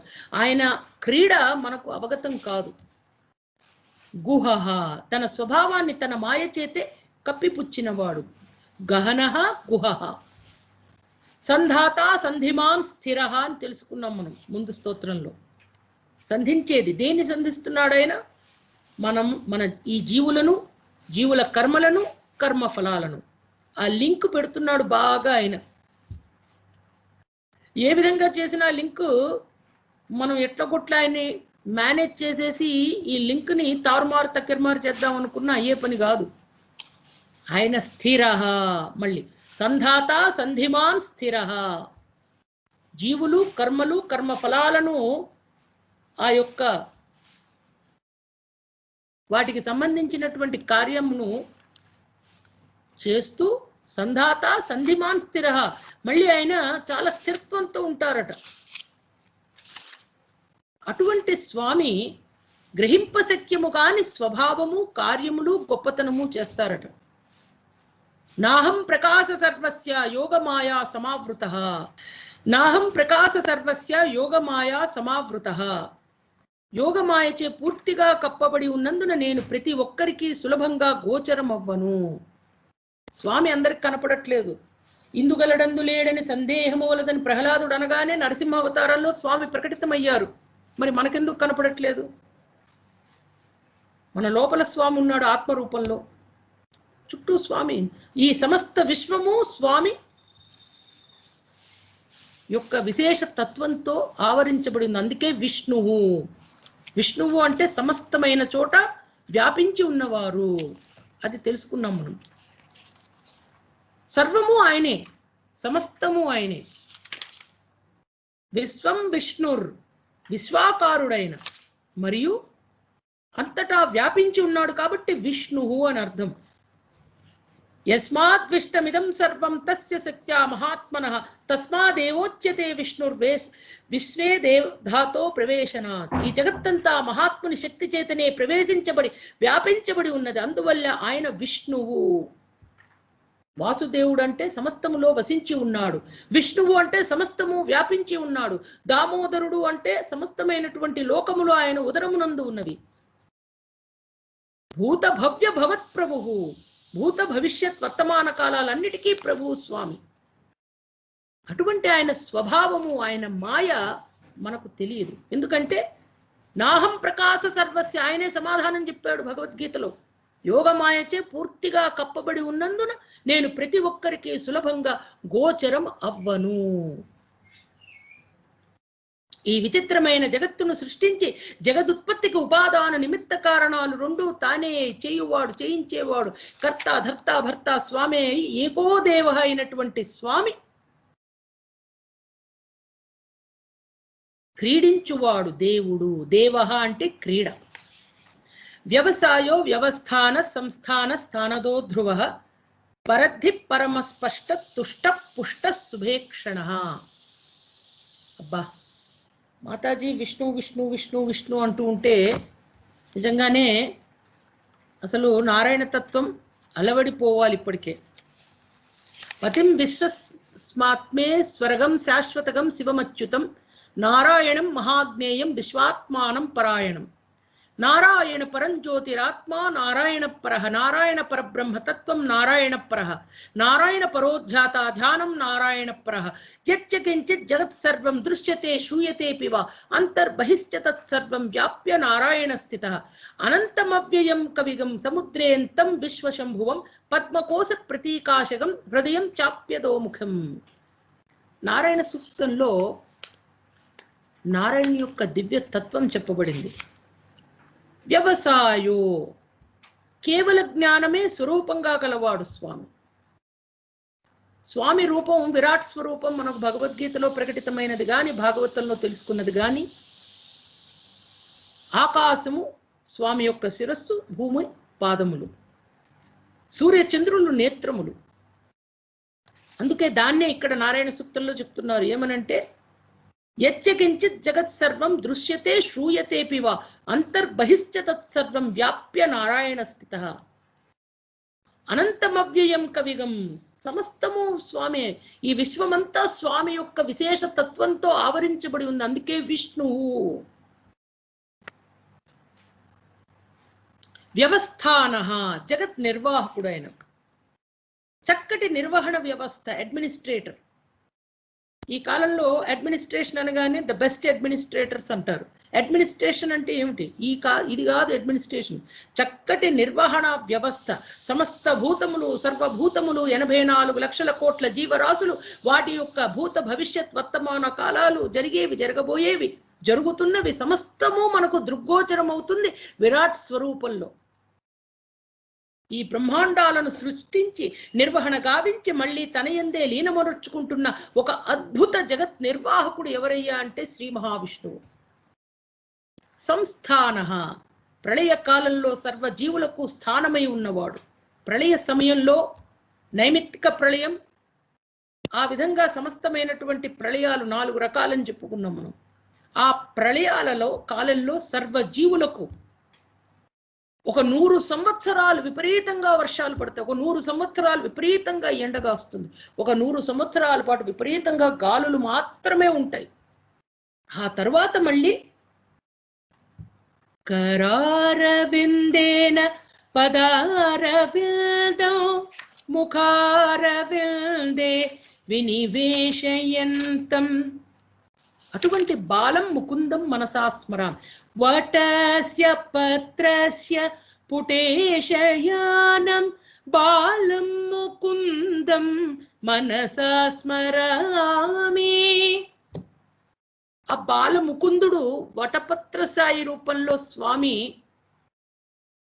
ఆ ముఖార విందం, ఆ యొక్క దరహాసంతో ఆ చిన్ని స్వామి విష్ణువు వటపత్రసాయి రూపంలో మనకు కనపడేటప్పుడు ప్రళయ సమయంలో ఆ వటపత్రసాయి రూపం అవతరిస్తుంది.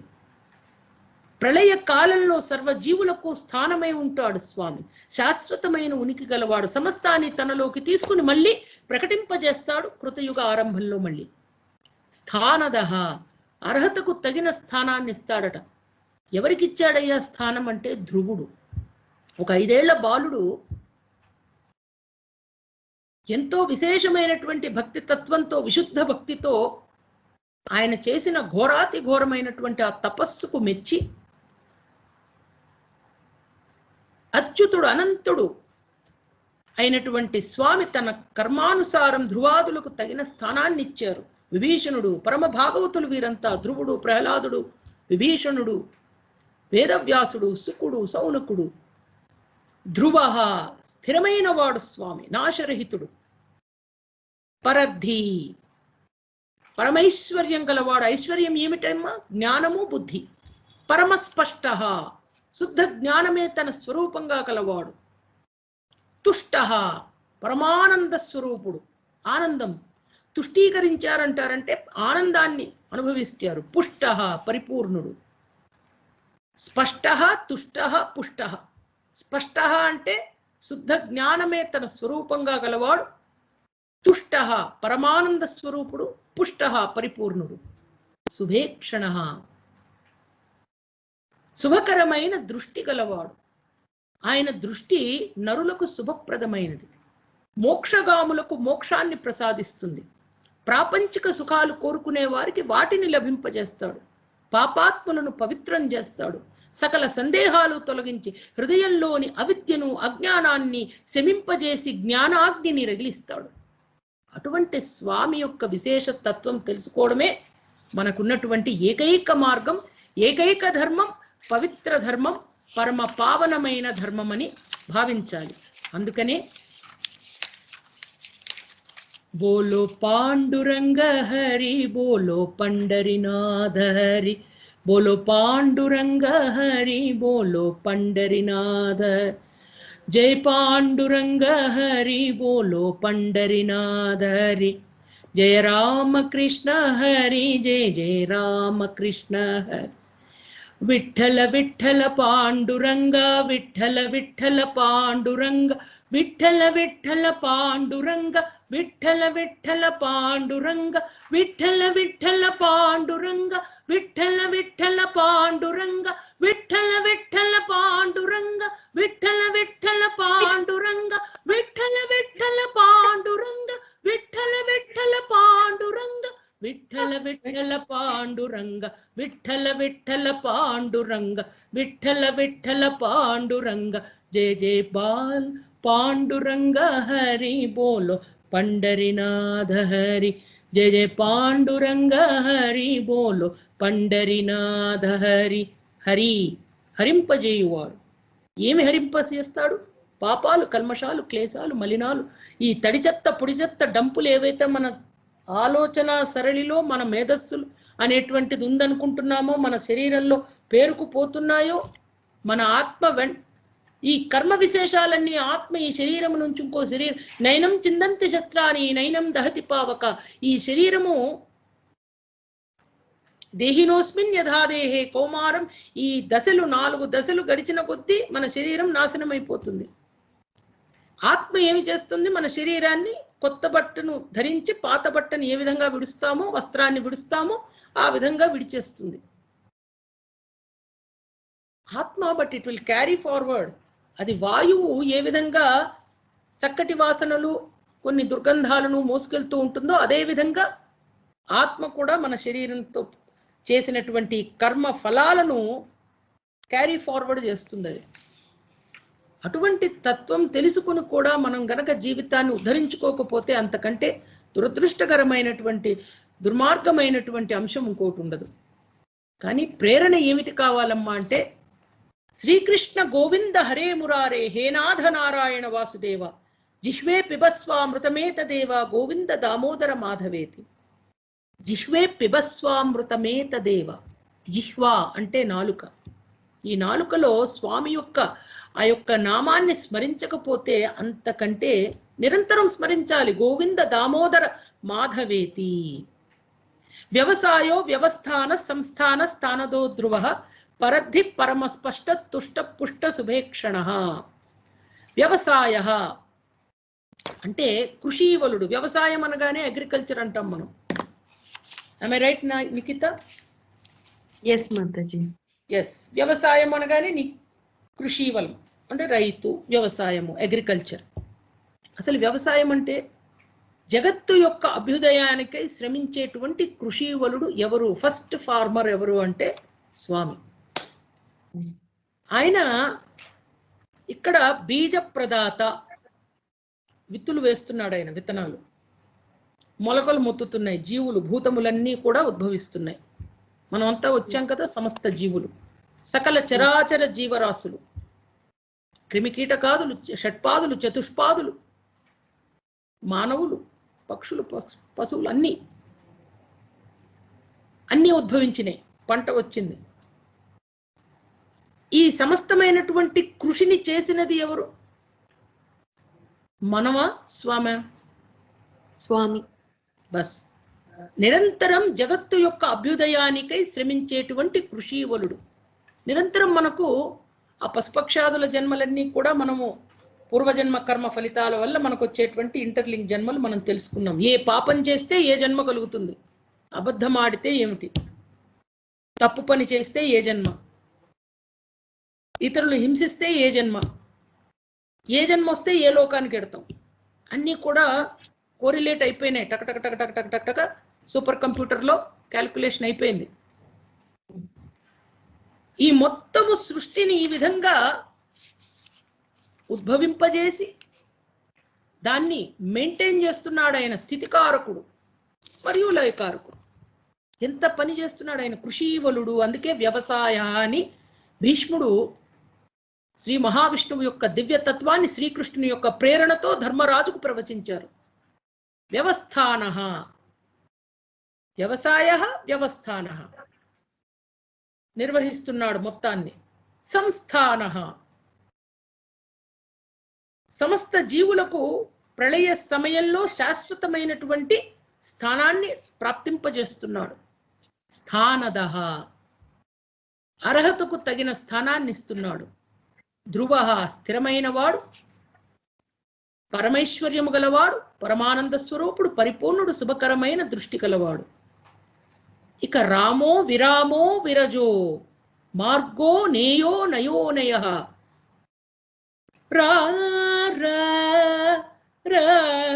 రాజీవ లోచన రామా నన్ను బ్రో చూటకు రామ. రామో విరామో విరజో మార్గో నయో నయో నయ వీరశక్తిమతాం శ్రేష్ఠో ధర్మో ధర్మ విదుత్తమః. రామ ఆనంద స్వరూపుడు. రమంతే యోగినో యస్మిన్ నిత్యానందే చిదాత్మని ఇతి రామ పదేనైతత్ పరం బ్రహ్మాభిధీయతే. అంటే పద్మ పురాణంలో చెప్పినది, ఏ నిత్యానంద స్వరూపునిలో యోగులు రమిస్తున్నారో, ఆనందము చేకూర్చుకుంటున్నారో. మనం తెలుసుకున్నాం అష్టాంగ యోగములు అంటే కేవలము ఆ ఫిజికల్ ఎక్సర్సైజెస్ కాదు, ఏదైతే మనము యోగ అనగానే అనుకుంటాము. ధారణ, ధ్యానము, యోగరూఢత స్థితి అష్టాంగ యోగముల యొక్క విశేష అంశములు. ఎవరైతే యోగరూఢతా స్థితిని చేరుకుంటారో, ఏ నిత్యానంద స్వరూపునిలో ఈ యోగులంతా రమిస్తున్నారో, ఆనందిస్తున్నారో, అట్టి పరమాత్మయే రాముడు. తారక మంత్రము కోరిన దొరికెను ధన్యుడనైతిని ఓరన్నా. తారక మంత్రం అంటది. తారక మంత్రం అంటే శ్రీరామ్, రామ. ఆ నామమే తారక మంత్రం. ఏ నిత్యానంద స్వరూపునిలో యోగులు రమిస్తున్నారో అట్టి పరమాత్మయే రామ, లేదా తన ఇచ్ఛతో తుందర శరీరాన్ని ధరించిన వాడు దశరథ రాముడు. రామ రామ దశరథ రామ సకల గుణాభి రామ. ఆ రాముని యొక్క దివ్య నామము మనమంతా కూడా స్మరించాలి. విరామ రామ విరామ. రామ అంటే రమింపజేయువాడు, ఆనందింపజేయువాడు. ఎవరు ఆనందాన్ని కలిగిస్తారంటే రాముడు. విష్ణువు యొక్క నామాన్ని స్మరిస్తే విష్ణువు సమస్తమైనటువంటి భాగవతోత్తములకు, యోగి పుంగవులకు, యోగేశ్వరులకు ఆనందాన్ని కలిగిస్తారు. స్వామి యొక్క శుద్ధ బ్రహ్మ ఆనందమయ లోకంలో ఆ యొక్క ఆనందాన్ని దాల్చి ఆనందంతో ఉన్నటువంటి ఆ యొక్క యోగేశ్వరులంతా కూడా ఆ దివ్య తత్వాన్ని తెలుసుకుని పరిపుష్టులవుతున్నారు. యోగేశ్వరులను, భాగవతోత్తములను ఆనందింపజేయువాడు కాబట్టి రామ. ఆయన నామము, ఆయన రూపము సమస్తము ఆపదామపహర్తారం దాతారం సర్వసంపదాం లోకాభిరామం శ్రీరామం భూయో భూయో నమామ్యహం. విరామ అంటే ముగింపు స్థానమైన వాడు. అంటే స్వామి ప్రళయ సమయంలో ముగింపు ఆయనలోనే ఉంది, ఆయనే ముగింపు. విరామ. మనం విరామము అంటారు. విరామము అంటే రెస్ట్, ముగింపు స్థానం. మామ ఇంటర్వెల్, విరామం. విరామం అంటే ఇంటర్వెల్, కరెక్టే అది కూడా. ఎందుకంటే ఈ యుగము, యుగ సంధికాలము ఇంటర్వెల్లే. మళ్ళీ కృత, త్రేత, ద్వాపర, కలియుగములు. ఒక 20 లక్షల సంవత్సరాలు, అది మళ్ళీ 12 లక్షల సంవత్సరాలు, 8 లక్షల సంవత్సరాలు, 4 లక్షల సంవత్సరాలు కలియుగం. ఇది ఒక సర్కిల్. ఇప్పటి వరకు భగవద్గీత చెప్పినటువంటి సమయం నుంచి ఇప్పటి వరకు 5200 సంవత్సరాలు చిల్లర అనుకుంటే ఇంకా 4,27,000 సంవత్సరాలు కలియుగంలో ఉంది. కలియుగే ప్రథమ పాదే జంబూద్వీపే భరతవర్షే భరతఖండే మేరో దక్షిణ దిగ్భాగే వైవస్వత మన్వంతరే కలియుగే ప్రథమ పాదే అంటాం. ఇంకా ప్రథమ పాదంలో ఉన్నాం మనం. 4 పాదాలు, 3 పాదాలు ఇంకా అవ్వాలి. ఇప్పటికే ప్రపంచం ఇలా ఉంది. కలి మహిమ. పరీక్షిత్ మహారాజు కలిపురుషుణ్ణి 4 స్థానాలకు కేంద్రీకృతమై అక్కడ స్థానీకరించుకుని ఉండమని. 5 స్థానాలలో 4 స్థానాలు ప్రథమంగా, తర్వాత ఇంకా కలిపురుషుడు ఇంకా నాకు స్థానాలు సరిపోవనంటే పరీక్షిత్ మహారాజు 5వ స్థానంలో కూడా నువ్వు ఉండవయ్యా అని చెప్పాడు. అందుకనే బంగారం అనగానే మనందరికీ కూడా తీవ్రమైనటువంటి వ్యామోహం, మహంకారం, మమకారం 2 కలుగుతాయి. విరామ ముగింపు స్థానమైన వాడు. విరత విషయ సుఖాల మీద ఆసక్తి లేనివాడు. జీవుల కోరికలు నశింపజేస్తాడు స్వామి. ఎందుకంటే కామము, కోరిక ఈ రెండిటి వల్లే ఈ జీవులు ఈ బంధనాలలో చిక్కుకొని ముక్తిని పొందలేక మోక్షమునకు చాలా దూరం అవుతున్నారు. కాబట్టి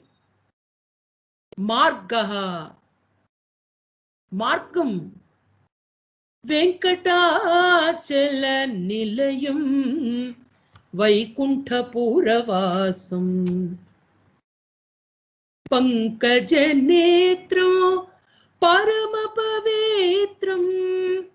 ఆ స్వామి యొక్క నామము మనం స్మరించి ఏ మార్గంలో ముముక్షువులకు మోక్షం లభిస్తోందో అట్టి మార్గమే తానై ఉన్నాడు.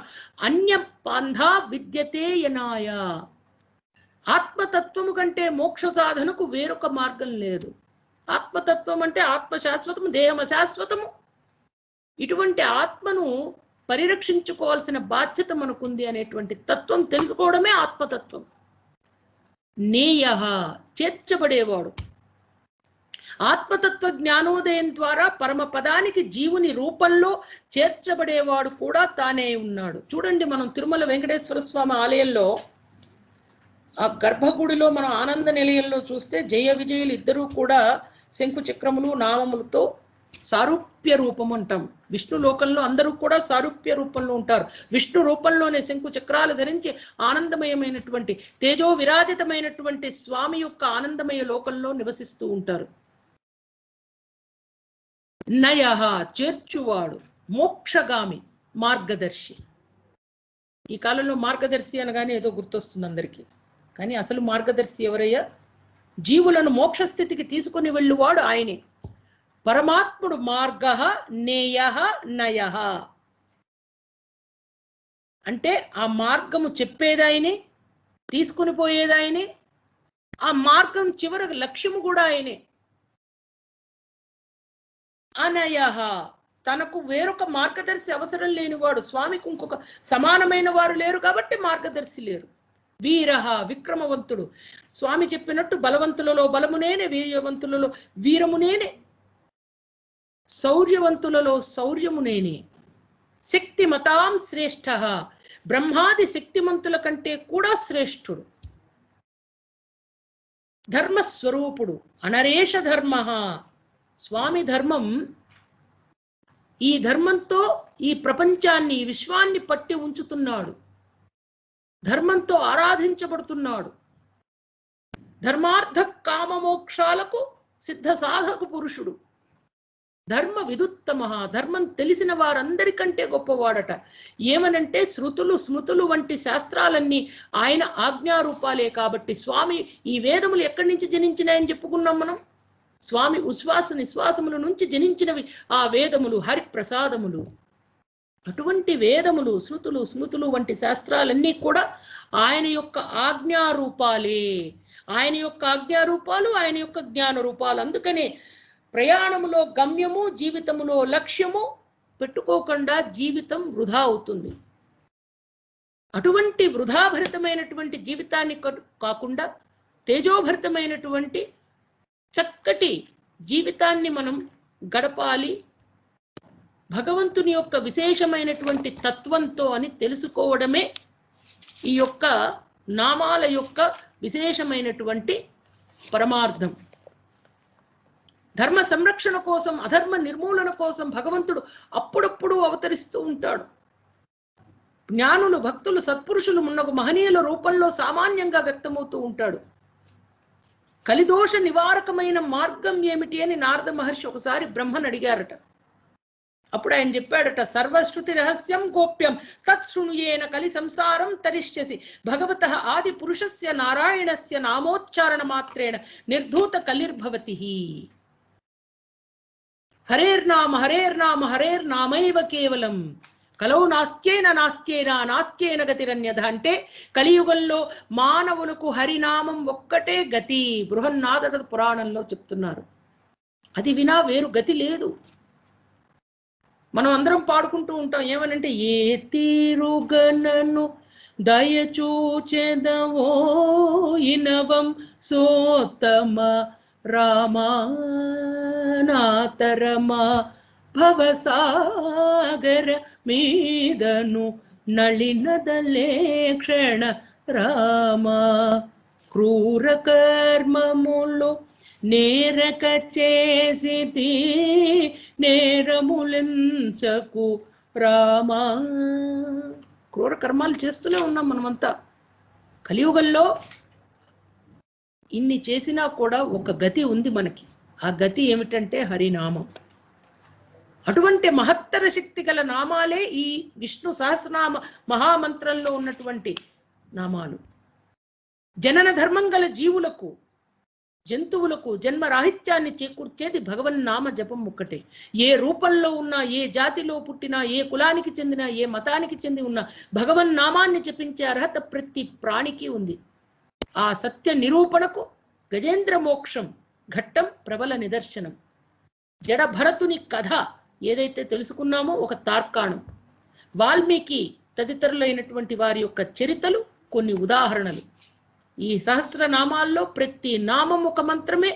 ఏ నామాన్ని జపించినా ధన్యత్వం తప్పక సిద్ధించి తీరుతుంది. కాబట్టి ఈ విష్ణు సహస్రనామ స్తోత్ర అవగాహన మహాయజ్ఞంలో పాల్పంచుకుంటున్నటువంటి భక్తులందరూ కూడాను విశేషమైనటువంటి భక్తి తత్వంతో ఉన్నారనేటువంటి అంశంతో జయ జయ పాండురంగ హరి బోలో పండరినాథ హరి.